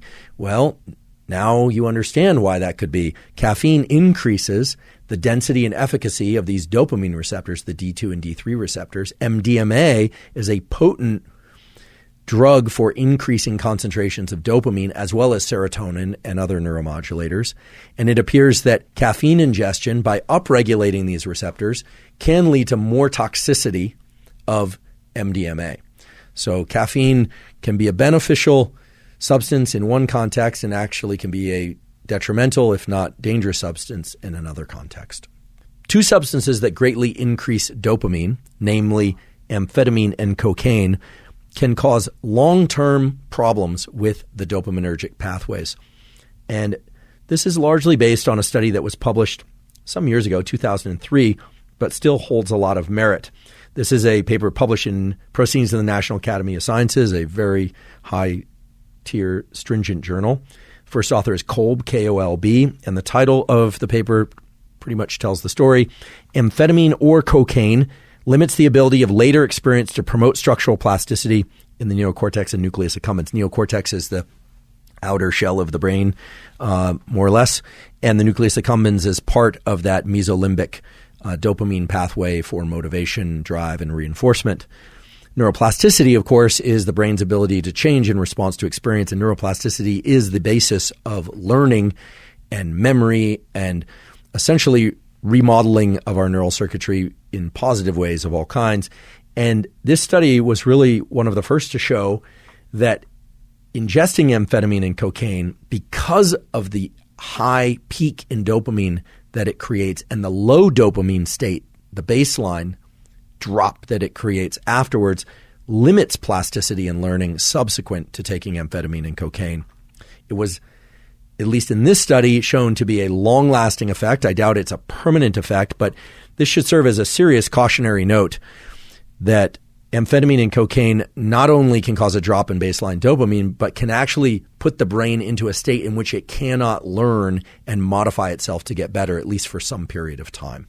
In a previous episode on ADHD, I talked about the widespread use of drugs like Adderall, Ritalin, modafinil, and armodafinil, all of which lead to very large increases in dopamine and for people with ADHD can really improve their symptoms.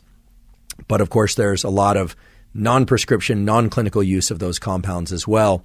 And it stands to reason that the use of those substances to increase dopamine could very well provide the same sort of blockade of neuroplasticity that cocaine and amphetamine do, because when you look at the amount of dopamine increase that's triggered by those compounds, it's really comparable.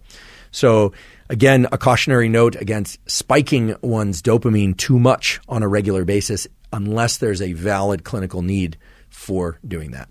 So we've been focusing a lot for the last few minutes on the kind of darker side of dopamine and how getting big peaks in dopamine can be detrimental. But I want to acknowledge the truth, which is that dopamine feels great. Being in pursuit and motivated and craving things feels wonderful. And I don't want to demonize dopamine. What I'm trying to do today is to illustrate how dopamine works in your brain so that you can continue to engage in dopamine evoking activities. And certainly there is a place for ingesting things that can increase dopamine, provided that they are safe for us in the short and long term. There are activities that we can do that will give us healthy, sustained increases in dopamine, both the peaks when they happen and to maintain or even increase our baseline levels of dopamine. So how do we do that? What are some of these activities? Well, in recent years, there's been a trend toward more people doing so-called cold exposure. In part, this was popularized by Wim Hof, the so-called Iceman, getting into cold showers, taking ice baths, exposing oneself to cold water of various kinds, can in fact increase our levels of dopamine as well as the neuromodulator norepinephrine. This is not a new phenomenon.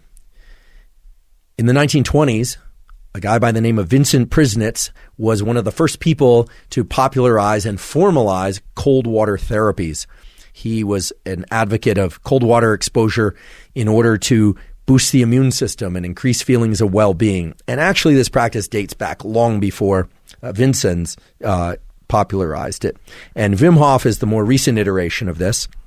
First of all, some of the safety parameters. Let's establish those first. Getting into very, very cold water, 30-degree Fahrenheit or even low 40-degree Fahrenheit, can put somebody into a state of cold water shock. I mean, people can die doing that. So obviously, you want to approach this with some caution. But for most people, getting into 60-degree water or 50-degree water, or if you're acclimated and comfortable with it, 40-degree water or 45-degree water can have tremendously beneficial results on your neuromodulator systems, including dopamine. What temperature of water you can tolerate will depend on how cold water adapted you are and how familiar you are with the experience of getting into cold water. And when I say comfortable with, I should mention there is never a case in which getting into cold water does not evoke a release of epinephrine. So the quickening of the breath, the widening of the eyes, the feeling as if you can't catch your breath, and even some physical pain at the level of the skin, that happens almost every time that you get into cold water, even if you're cold water adapted. What almost everybody knows and understands is that wall, as I like to refer to it, is coming. That's always the first experience of getting into cold water. There's no real way around that. Now, this study that I mentioned earlier, Human Physiological Responses to Immersion into Water of Different Temperatures. Really interesting study that was done and published in the the European Journal of Applied Physiology. I can provide a link to that study in the show caption. It's a really interesting study. They looked at people getting exposed to water that was warm, moderately cold, or very cold. It was 32 degrees Celsius, 20 degrees Celsius, or 14 degrees Celsius. You can just put those online and do the conversion, or you can do the conversion to Fahrenheit if you like. But in any case, what they looked at were the concentrations of things like epinephrine and dopamine and so on. And what they found was really interesting. First of all, upon getting into cold water, the changes in adrenaline and noradrenaline, epinephrine and norepinephrine, were immediate and fast, and these were huge increases. So that's the getting into the cold water that everybody experiences, these huge increases in adrenaline. But then what was interesting is they observed that dopamine levels started to rise somewhat slowly and then continued to rise and reached levels as high as 2.5 times above baseline. That's a remarkably high increase. Remember, if we go back to our examples of chocolate, sex, a doubling above baseline, nicotine, 2.5 times above baseline, cocaine, the increase in dopamine from cold water exposure of this kind was comparable to what one sees from cocaine, except in this case, it wasn't a rise and crash. It was actually a sustained rise in dopamine that took a very long time, up to 3 hours, to come back down to baseline, which is really remarkable. And I think this explains some of the positive mental and physical effects that people report subjectively after doing cold water exposure. One question that many of you are probably asking is, just how cold should the water be? Well, you could mimic what was done in this study and do 14 degrees Celsius, but for some people that won't be cold enough. For some people that will be too cold. They did look at the release of stress hormones like cortisol in addition to the release of things like epinephrine and adrenaline. And it's interesting that they noted that in all cases, but especially at that coldest temperature, there was an increase in cortisol, but that it was transient, that eventually people's cortisol, the stress hormone, subsided a bit. There are basically two different approaches to remaining in the cold when it's uncomfortable. One is to try and relax yourself, to try and practice slow breathing, to try and dilate your gaze. I've talked about this before in previous podcasts, to go into panoramic vision, to essentially try and calm yourself so that it's not as stressful in the cold. Other people, however, take the approach of trying to ramp up their level of internal autonomic arousal, meaning to get really energized and kind of lean into the friction of the cold, and they find that easier. Other people distract themselves. They recite the alphabet or they do anything to try and distract themselves from the discomfort. To be totally honest, it does not matter for sake of dopamine release, because the dopamine release is triggered and then continues even after you get out of the cold water. Now, in this study, it was long exposure to cold water. It was an hour. That's a long period of time. And I do warn you against getting into cold water that's so cold that it will make your temperature drop and make you hyperthermic for an hour. That actually could be dangerous for a lot of people. You might have a hard time reheating, and hypothermia is not a good thing. They had people monitoring subjects in these studies and paying attention to their core body temperature. They were able to reheat them afterwards. It's well established now that getting into cold water, whether or not it's a shower, an ice bath, circulating cold water, a stream, etc., that can evoke the norepinephrine release immediately and the long arc of that dopamine release. Why would that be good? Up until now, I've basically said getting increases in dopamine are detrimental to your baseline. Well, this does appear to raise the baseline of dopamine for substantial periods of time, and most people report feeling a heightened level of calm and focus after getting out of cold water. So cold water exposure turns out to be a very potent stimulus for shifting the entire milieu, the entire environment of our brain and body, and allowing many people to feel much, much better for a substantial period of time after getting out of the ice bath or cold water of any kind than they did before. Now, you might ask how often to do this. Some people do this every day. It can be very stimulating, so typically doing it early in the day it's going to be better. I don't necessarily recommend doing it right before sleep, but some people do it in the afternoon, and some people will indeed do that 7 days a week. Other people 3 days a week. Other people every once in a while. What I can say is once you become cold water adapted, once it no longer has the same impact of novelty and feeling a bit like I don't want to say a shock to your system because you don't want to go into cold water shock, but once it is comfortable for you, then it will no longer evoke this release. There really does seem to be something in the pathway from cold water exposure through the norepinephrine pathway and into the mesolimbic brainstem that causes this release in dopamine. But nonetheless, it's a basically zero cost. I mean, you need access to water of some sort, cold water, shower, etc. But basically zero cost way of triggering a long-lasting increase in dopamine without ingesting anything, no pharmacology whatsoever. Please, again, approach it with safety and caution in mind, but it is a very potent stimulus. Again, 250% rise in baseline, 2.5 times rise in baseline rivals that of cocaine, which is really remarkable. Now I'd like to talk about the positive aspects of rewards for our behavior and the negative aspects of rewards for our behavior. And from that, I will suggest a protocol by which you can achieve a better relationship to your activities and to your dopamine system. In fact, it will help tune up your dopamine system for discipline, hard work, and motivation. Hard work is hard. Generally, most people don't like working hard.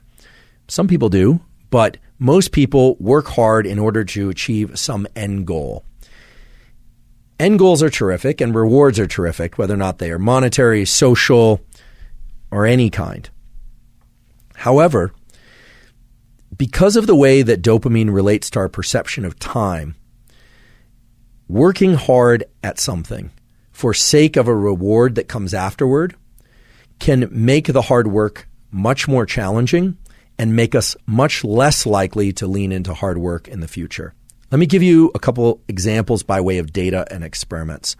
There's a classic experiment done actually at Stanford many years ago, in which children in nursery school and kindergarten drew pictures. And they drew pictures because they like to draw. The researchers took kids that like to draw and they started giving them a reward for drawing. The reward generally was a gold star or something that a young child would find rewarding. Then they stopped giving them the gold star. And what they found is the children had a much lower tendency to draw on their own.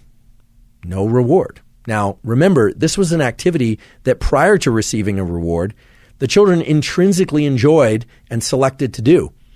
No one was telling them to draw. What this relates to is so-called intrinsic versus extrinsic reinforcement.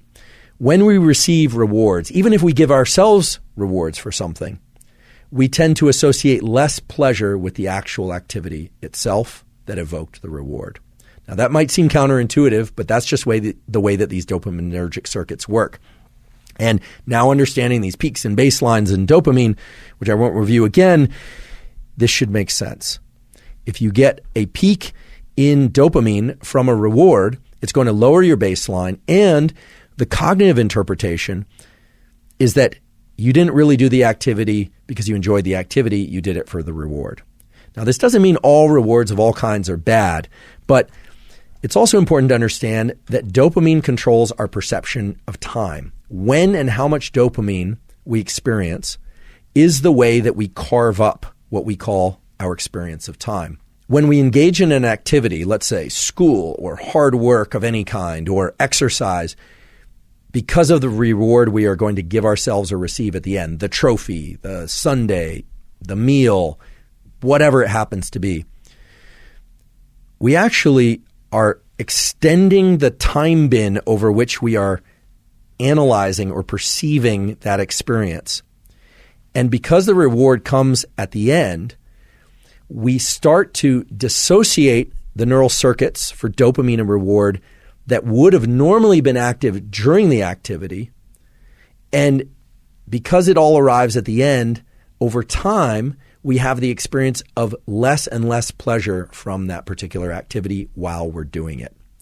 Now, this is the antithesis of growth mindset. My colleague at Stanford, Carol Dweck, as many of you know, has come up with this incredible theory and principle, and it actually goes beyond theory and principle, called growth mindset, which is this striving to be better, to be in this mindset of I'm not there yet, but striving itself is the end goal. And that, of course, delivers you to tremendous performance. It's been observed over and over and over again that people that have growth mindset, kids that have growth mindset, end up performing very well because they're focused on the effort itself. And all of us can cultivate growth mindset. The neural mechanism of cultivating growth mindset involves learning to access the rewards from effort and doing. And that's hard to do because you have to engage this prefrontal component of the mesolimbic circuit. You have to tell yourself, okay, this effort is great. This effort is pleasurable, even though you might actually be in a state of physical pain from the exercise. Or I can recall this from college, just feeling like I wanted to get up from my desk, but forcing myself to study, forcing myself. What you find over time is that you can start to associate a dopamine release. You can evoke dopamine release from the friction and the challenge that you happen to be in.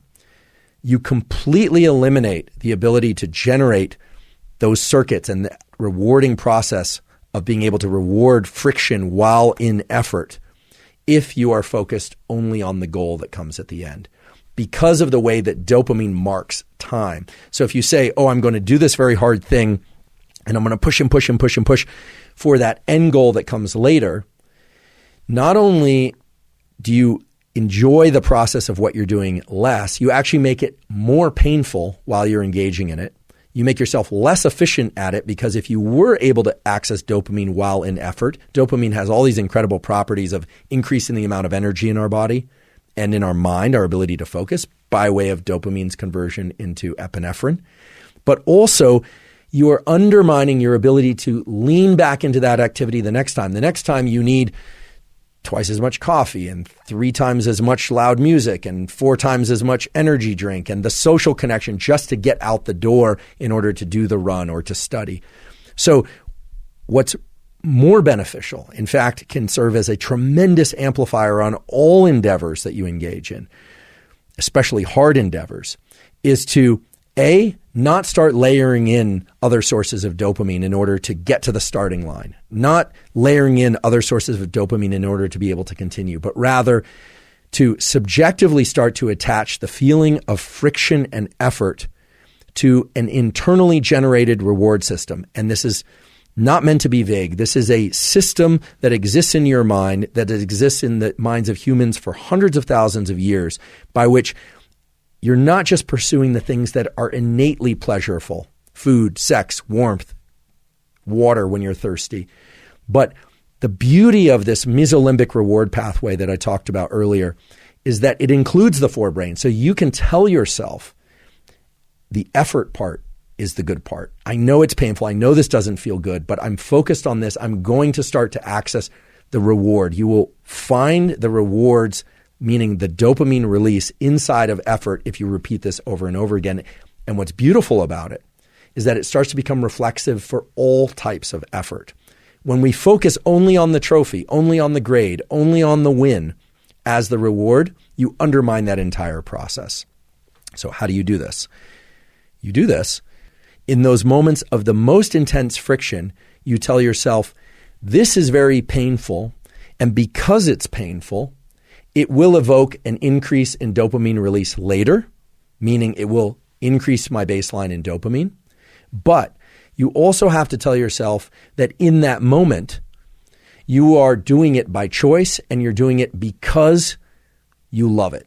And I know that sounds like lying to yourself, and in some ways it is lying to yourself, but it's lying to yourself in the context of a truth, which is that you want it to feel better. You want it to feel even pleasurable. Now, this is very far and away different from thinking about the reward that comes at the end, the hot fudge sundae for after you cross the finish line. And you can replace hot fudge sundae with whatever reward happens to be appealing to you. We revere people who are capable of doing what I'm describing. David Goggins comes to mind as a really good example. Many of you are probably familiar with David Goggins, former Navy SEAL, who essentially has made a post-military career out of explaining and sharing his process of turning the effort into the reward. There are many other examples of this too, of course. Throughout evolutionary history, there's no question that we revered people who were willing to go out and forage and hunt and gather and caretake in ways that other members of our species probably found exhausting and probably would have preferred to just put their feet up or soak them in a cool stream rather than continue to forage. The ability to access this pleasure from effort aspect of our dopaminergic circuitry is without question the most powerful aspect of dopamine and our biology of dopamine. And the beautiful thing is it's accessible to all of us. But just to highlight the things that can interfere with and prevent you from getting dopamine release from effort itself, don't spike dopamine prior to engaging in effort. And don't spike dopamine after engaging in effort. Learn to spike your dopamine from effort itself. One straightforward example of learning to attach dopamine to effort and strain as opposed to a process or a reward that naturally evokes dopamine release is so-called intermittent fasting. I know this is very popular nowadays. Some people like to do intermittent fasting, some people don't. Some people have a 12-hour feeding window every 24 hours. Some people do long fasts of 2 to 3 days even. I personally don't monitor a feeding window with a lot of precision. I tend to skip one meal a day, either breakfast or lunch, and then I eat the other 2 meals of the day, depending on which meal I skip. So it's either breakfast, lunch, and maybe a little something in the evening, or I'll skip breakfast and do lunch and dinner and so on. Many people are now eating this way, in part because many people find it easier to not eat at all than to eat a smaller portion of some food. And that has everything to do with the dopamine reward evoking properties of food. When we ingest food, or when we are about to ingest food, our dopamine levels go up. And typically when we ingest food, if it evokes some dopamine release, then we tend to want even more food. Remember, dopamine's main role is one of motivation and seeking. And what dopamine always wants more of is more dopamine. More activity or thing that evokes more dopamine release? Well, let's just look at fasting from the perspective of dopamine schedules and dopamine release and peaks and baselines. Typically, when we eat, we get dopamine release, especially when we eat after being very hungry. If you've ever gone camping or you're very, very hungry, the food tastes that much better. And that's actually because of the way that deprivation states increase the way that dopaminergic circuits work. Our perception of dopamine is heightened when the receptors for dopamine have not seen much dopamine lately. They haven't bound much dopamine. So when you fast, and then you finally eat, it evokes more dopamine release. So this is the big reward that comes at the end. Even bigger because you deprived yourself. This is true for all rewarding behaviors and activities, by the way. The longer you restrict yourself from that activity, the greater the dopamine experience when the dopamine is finally released because of an upregulation of the receptors for dopamine. But I just spent 5 minutes or more telling you that you should avoid too much reward at the end, and you should actually focus on the dopamine that you can consciously evoke from the deprivation strain and effort. And in fact, this is what happens for many people that start doing fasting and take a liking to it. Many people say that their state of mind when they fast is clearer, that they actually start to enjoy the period of fasting. In fact, some people start pushing out their eating window or skipping entire days of eating more and more in order to get deeper into that state of mind where surely it's not just dopamine, but dopamine is released. They will track their clock. Oh, I've been fasting 12 hours, 16 hours, etc. They are starting to attach dopamine release or create dopamine release from the deprivation, not from the food reward itself. And this, I think, makes it an interesting practice, and one that certainly has been practiced for centuries in different cultures and different religions, of deliberately restricting food, not just to increase the rewarding properties of food itself, but also to increase the rewarding properties of deprivation.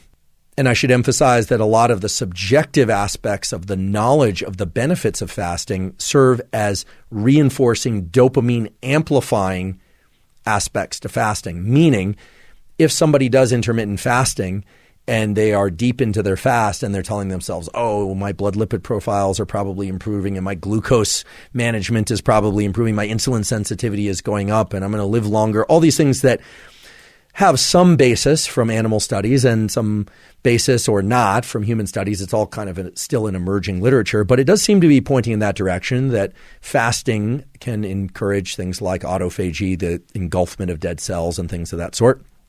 Well, as people tell themselves these things, they are enhancing the rewarding properties of the behavior of fasting.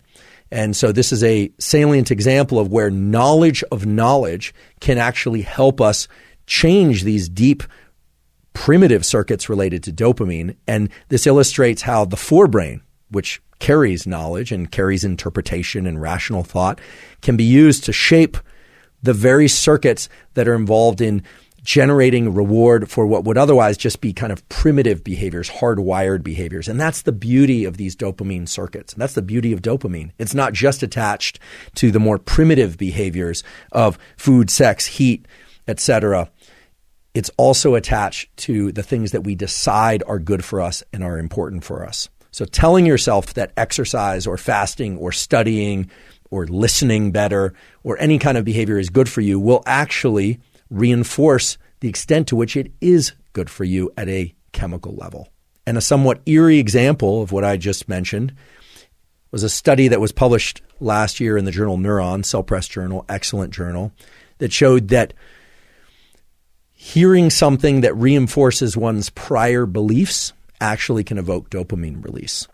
So the dopamine pathway is so vulnerable to subjective interpretation that it actually makes it such that when we see something or hear something that validates a belief that we already have, that itself can increase dopamine release. Along the lines of how dopamine and dopamine schedules and our perception of things can shape the way that we experience things as pleasureful or not, there are beautiful studies mainly looking at sugar appetite and our sense of pleasure from sweet things, but also for savory foods, etc. And essentially the results that come out of this are the following. If you ingest something that you like, it tastes good to you, but then you ingest something that's even sweeter or even more savory, and then you go back to the food that you ate previously, well, you don't like it as much.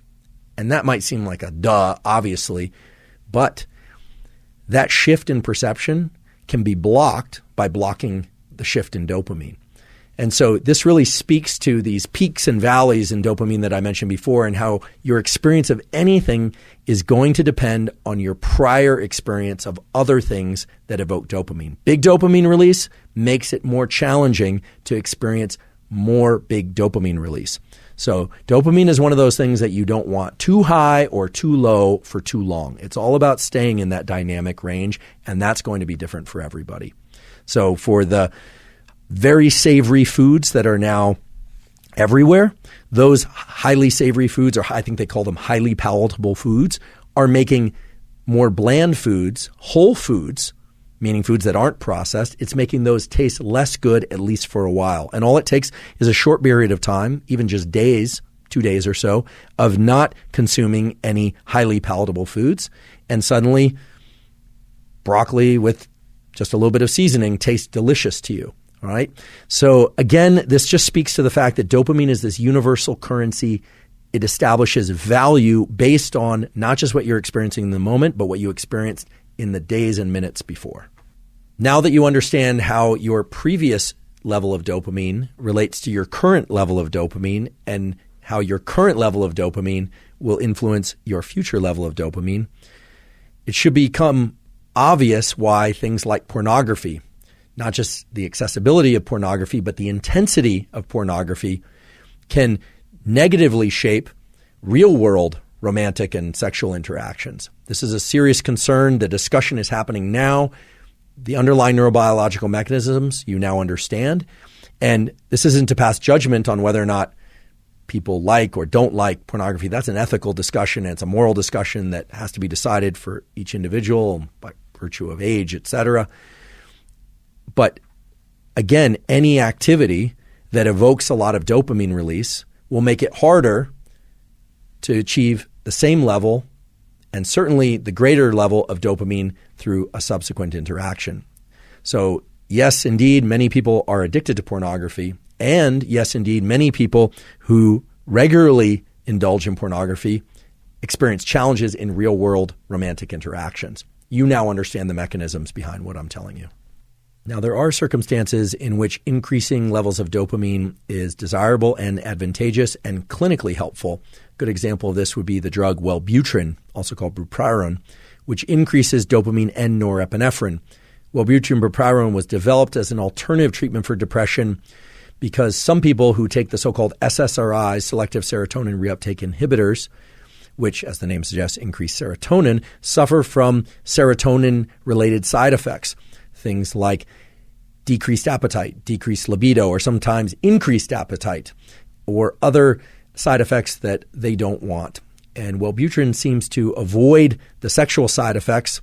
It can blunt appetite and these sorts of things because of the increase in norepinephrine, and dopamine increases levels of motivation and craving, but also can create a state of elevated alertness that can sometimes get in the way of healthy eating and things of that sort. So one has to work with their clinician, as a psychiatrist, it is a prescription drug, in order to find the dosage of Wellbutrin that's correct for them.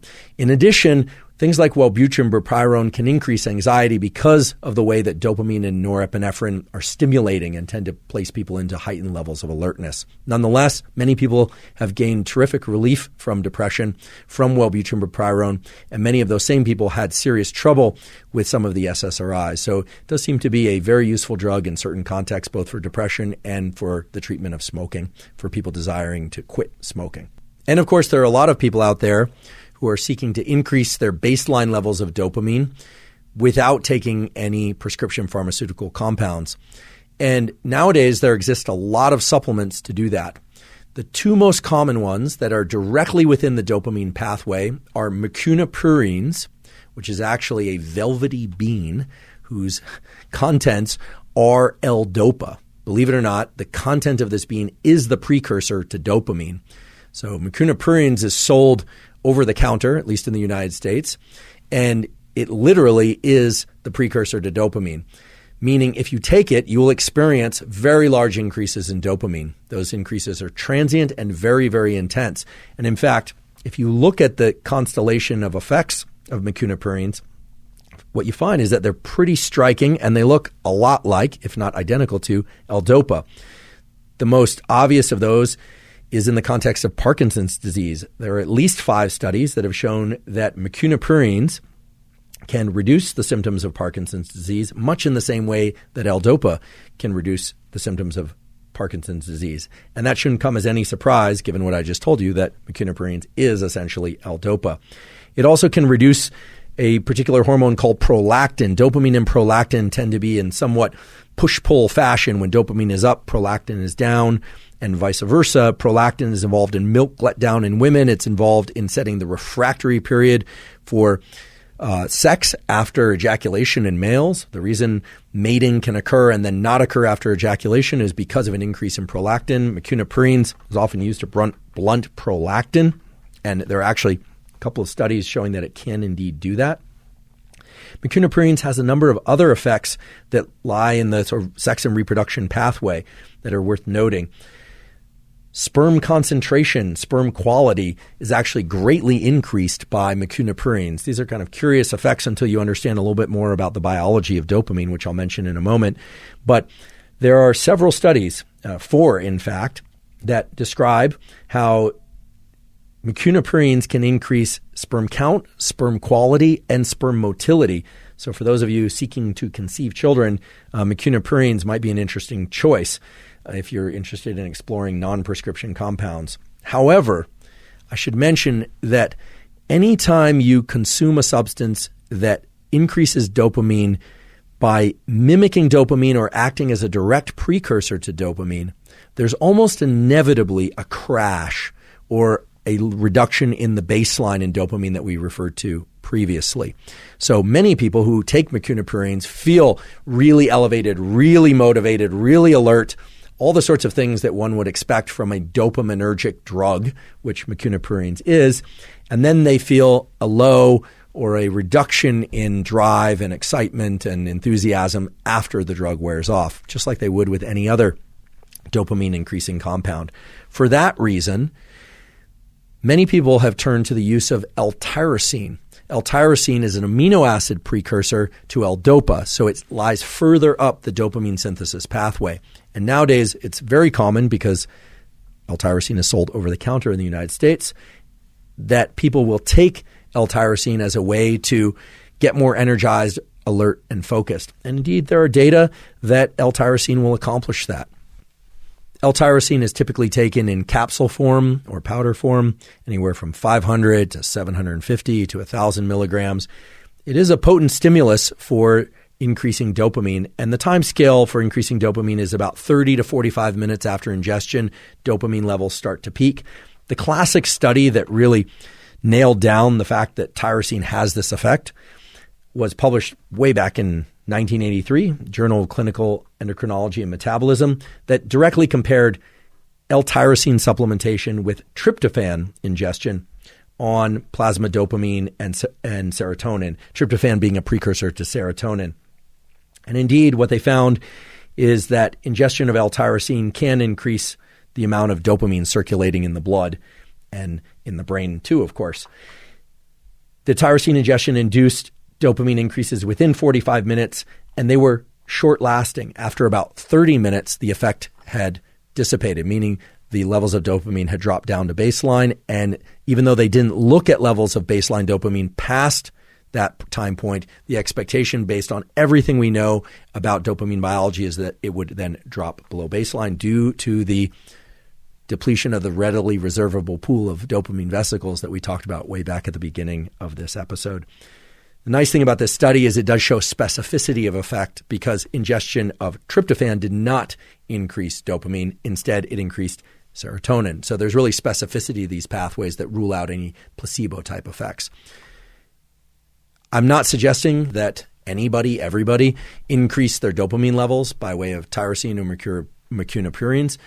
For those of you that are seeking to increase your dopamine levels without prescription drugs, those are the most direct route to that. Of course, if you have a pre-existing dopaminergic condition, so schizophrenia or psychosis of any kind, bipolar, anxiety, things like Mecunapurines and L-Tyrosine will not be good for you. And if you don't, you should just understand and expect that it's going to lead to an increase in dopamine. You'll certainly feel an elevated state. For some of you, that might be agitating. For some of you, that might be really pleasurable. And then you will feel a crash afterwards. How deep is that crash will really depend on your biology and where your dopamine baseline began. So I personally am not a fan of using things like Mecunapurines at all for myself for the reasons I mentioned earlier, just too intense and too much of a crash. I do use L-Tyrosine from time to time for enhancing focus and motivation, but I want to emphasize from time to time. So I might use it once a week, occasionally twice a week, but I've never been one to take L-Tyrosine regularly in order to focus or train or do any kind of mental work. I just don't want to rely on any exogenous substance in order to get my dopamine circuits activated. And I don't want to experience the drop in dopamine that inevitably occurs some period of time afterwards. I should also mention things that can reduce your levels of baseline dopamine. One that is rarely discussed is melatonin. I have talked before on this podcast about melatonin, why I am not a fan of using melatonin in order to enhance sleep. It can help one get to sleep, but not stay asleep. Dr. Matt Walker, sleep expert from University of California, Berkeley. I don't want to put words in his mouth, but in our discussion about melatonin on this podcast, when Matt was a guest, and in his book and on other podcasts, Matt has generally stated that the use of melatonin, except for treatment of jet lag, is generally not a good idea, and I agree. I think that melatonin is not often thought about as impacting the dopamine pathway, but there's at least one study published in 2001. First author is Nishiyama, just as it sounds. It's spelled just as it sounds. Acute effects of melatonin administration on cardiovascular autonomic regulation in healthy men. So the study wasn't specifically about dopamine, but they looked at norepinephrine and dopamine levels, and they found a statistically significant decrease in dopamine 60 minutes after melatonin administration. I've talked before about how viewing bright lights between the hours of 10 p.m. and 4 a.m. has been shown in studies by Dr. Samar Hattar, David Burson, excellent circadian scientists, to reduce levels of dopamine for several days after that light exposure. So dim the lights at night. If you can, avoid exogenous melatonin, meaning if you don't have to take melatonin and you can find a better alternative, that would be a good idea if you want to maintain healthy levels of dopamine. Now, there is one compound that you are all familiar with, and you've probably actually taken without realizing it, that increases dopamine, and that's something called PEA for phenylethylamine, technically beta phenylethylamine. And PEA is found in various foods. Chocolate just happens to be one enriched in PEA, and can increase synaptic levels of dopamine. I personally take PEA from time to time as a focus and work aid in order to do intense bouts of work. Again, I don't do that too often. This might be once a week or once every 2 weeks. I might use it for training, but typically I don't. It's usually for mental work. And I will take 500 milligrams of PEA, and I'll take 300 milligrams of Alpha-GPC. That's something that I personally do. That's what's right for me. It's within my margins of safety for my health. Again, you have to check with your doctor and decide what's right for you. It leads to a sharp but very transient increase in dopamine that lasts about 30 to 45 minutes. And at least in my system, I found to be much more regulated and kind of even than something like L-Tyrosine, and certainly much more regulated and even and lower dopamine release than something like Mecunapurines. One of the lesser talked about compounds that's out there, but that's gaining popularity for increasing dopamine and as a so-called nootropic, is something called Huperzine A. Huperzine A is a compound sold over the counter, at least in the United States, that can increase acetylcholine transmission, a different neuromodulator entirely. But what's interesting is that Huperzine A somehow, by way of interactions between the cholinergic system and the dopaminergic system, leads to increases in dopamine in the medial prefrontal cortex and hippocampus. Hippocampus, of course, being an area of the brain associated with learning and memory, and prefrontal cortex being associated with the mesolimbic pathway, decision-making, focus, etc. And so I think the reason why we're seeing an increase in popularity of companies including Huperzine A and nootropic compounds is both for the cholinergic stimulating properties, but also for stimulating dopamine release. I personally have never tried Huperzine A. You can go to examine.com or put Huperzine A into PubMed if you'd like to search around and see some of the science behind it. Again, I'm not recommending anyone take these things. In fact, I recommend against anyone just diving in and starting to consume things without gaining knowledge about how they function and whether or not they're right for you. But nonetheless, I think in the years to come, we are going to see a lot more of L-Tyrosine, PEA, phenylethylamine, and Huperzine as a way of tapping into the dopaminergic and cholinergic circuits, certainly along with things like Alpha-GPC, as non-prescription, short-lived, somewhat milder alternatives to things that really spike dopamine, things like Adderall, Ritalin, modafinil, armodafinil, and similar. And I can't help but share with you one more result. It's not related to pharmacology. It's related to behaviors and social interactions. And that's the very interesting and I would say important finding that was made a few years ago by my colleague Rob Malenka, who's in our Department of Psychiatry at Stanford, showing that oxytocin and social connection is actually directly stimulating the dopamine pathway. I think for many years, all of us, including me, would hear and thought that oxytocin was in the serotonergic pathway, that it was about pair bonding and it was about some of these neuromodulators that were more associated with things related to feeling good with what we have in the present moment. That's typically what we think of when we think of the opioid system or the serotonergic system. The dopamine system is really about seeking and reward. But in a paper published in 2017 in the journal Science, excellent journal, the paper is titled Gating of Social Reward by Oxytocin, in the ventral tegmental area. You now know what the ventral tegmental area, it's that area of the mesolimbic pathway. What this paper essentially showed is that oxytocin, social connection, and pair bonding itself triggers dopamine release.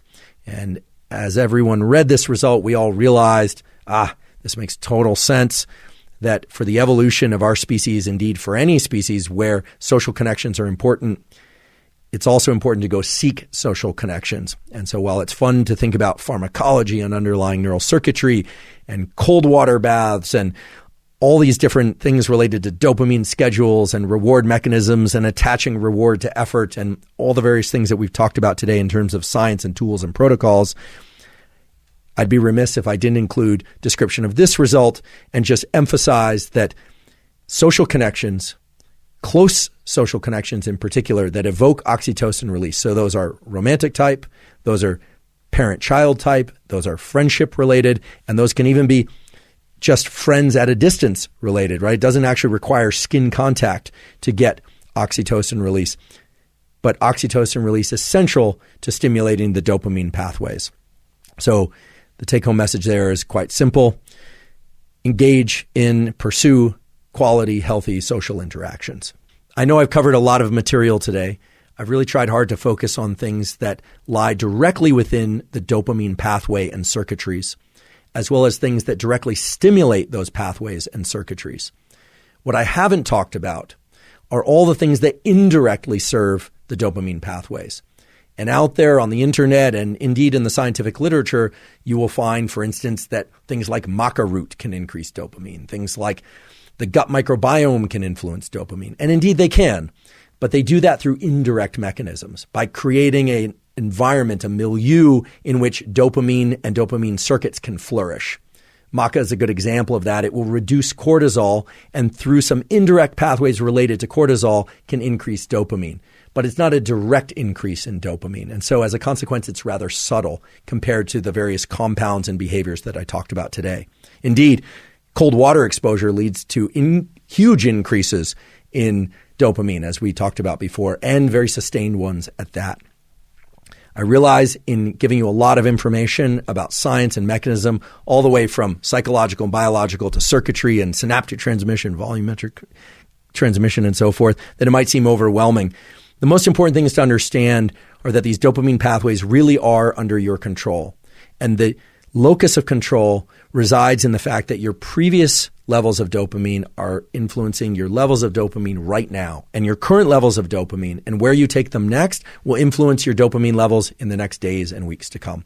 So I hope both with the mechanisms that you now have in hand, plus some of the tools to tap into the dopaminergic system, both behavioral, pharmacologic, prescription and non-prescription, et cetera, that you'll feel that you have more control over your dopamine system, and certainly that you have a better understanding of your dopamine system so that you can modulate and adjust your levels of dopamine in the ways that serve you best. If you're learning from and or enjoying this podcast, please subscribe to our YouTube channel. That's a terrific way to support us. In addition, please leave us a comment or a suggestion for a guest you'd like us to interview or a topic you'd like us to cover. In addition, please subscribe to us on Apple and Spotify. And on Apple, you have the opportunity to leave us up to a 5-star review and to leave us a comment there as well. Please also check out the sponsors mentioned at the beginning of today's podcast. That's a terrific way to support us. In addition, if you'd like to support the Huberman Lab and research at Stanford on stress mitigation, and human performance, you can do that by going to hubermanlab.stanford.edu/giving. And there you can make a tax-deductible donation to the research in my laboratory. In addition, we have a Patreon. It's patreon.com/Andrew Huberman. And there you can support the podcast at any level that you like. Today and on previous podcast episodes, we talked a bit about supplements. Supplements certainly aren't necessary, but many people find them beneficial for things like adjusting their levels of dopamine or for other purposes. If you're going to use supplements, it's very important that the supplements you use be of very high quality and that the quantity of ingredients that are on the label match what's actually in those bottles. For that reason, we've partnered with Thorne, Thorne, because Thorne has the highest levels of stringency with respect to quality and how much of each supplement they put in the products that they sell. If you'd like to see the supplements that I take, you can go to Thorne, Thorne.com/U/Huberman, and there you can see what I take. You can get 20% off any of those supplements. And if you navigate into the Thorne site through that portal, then you can get 20% off any of the supplements that Thorne makes. If you're not already following us on Instagram at Huberman Lab, please do so. There I teach neuroscience tools and information. Oftentimes, it's tools and information that I don't cover on the podcast. We're also on Twitter, also at Huberman Lab. And last, but certainly not least, thank you for your interest in science.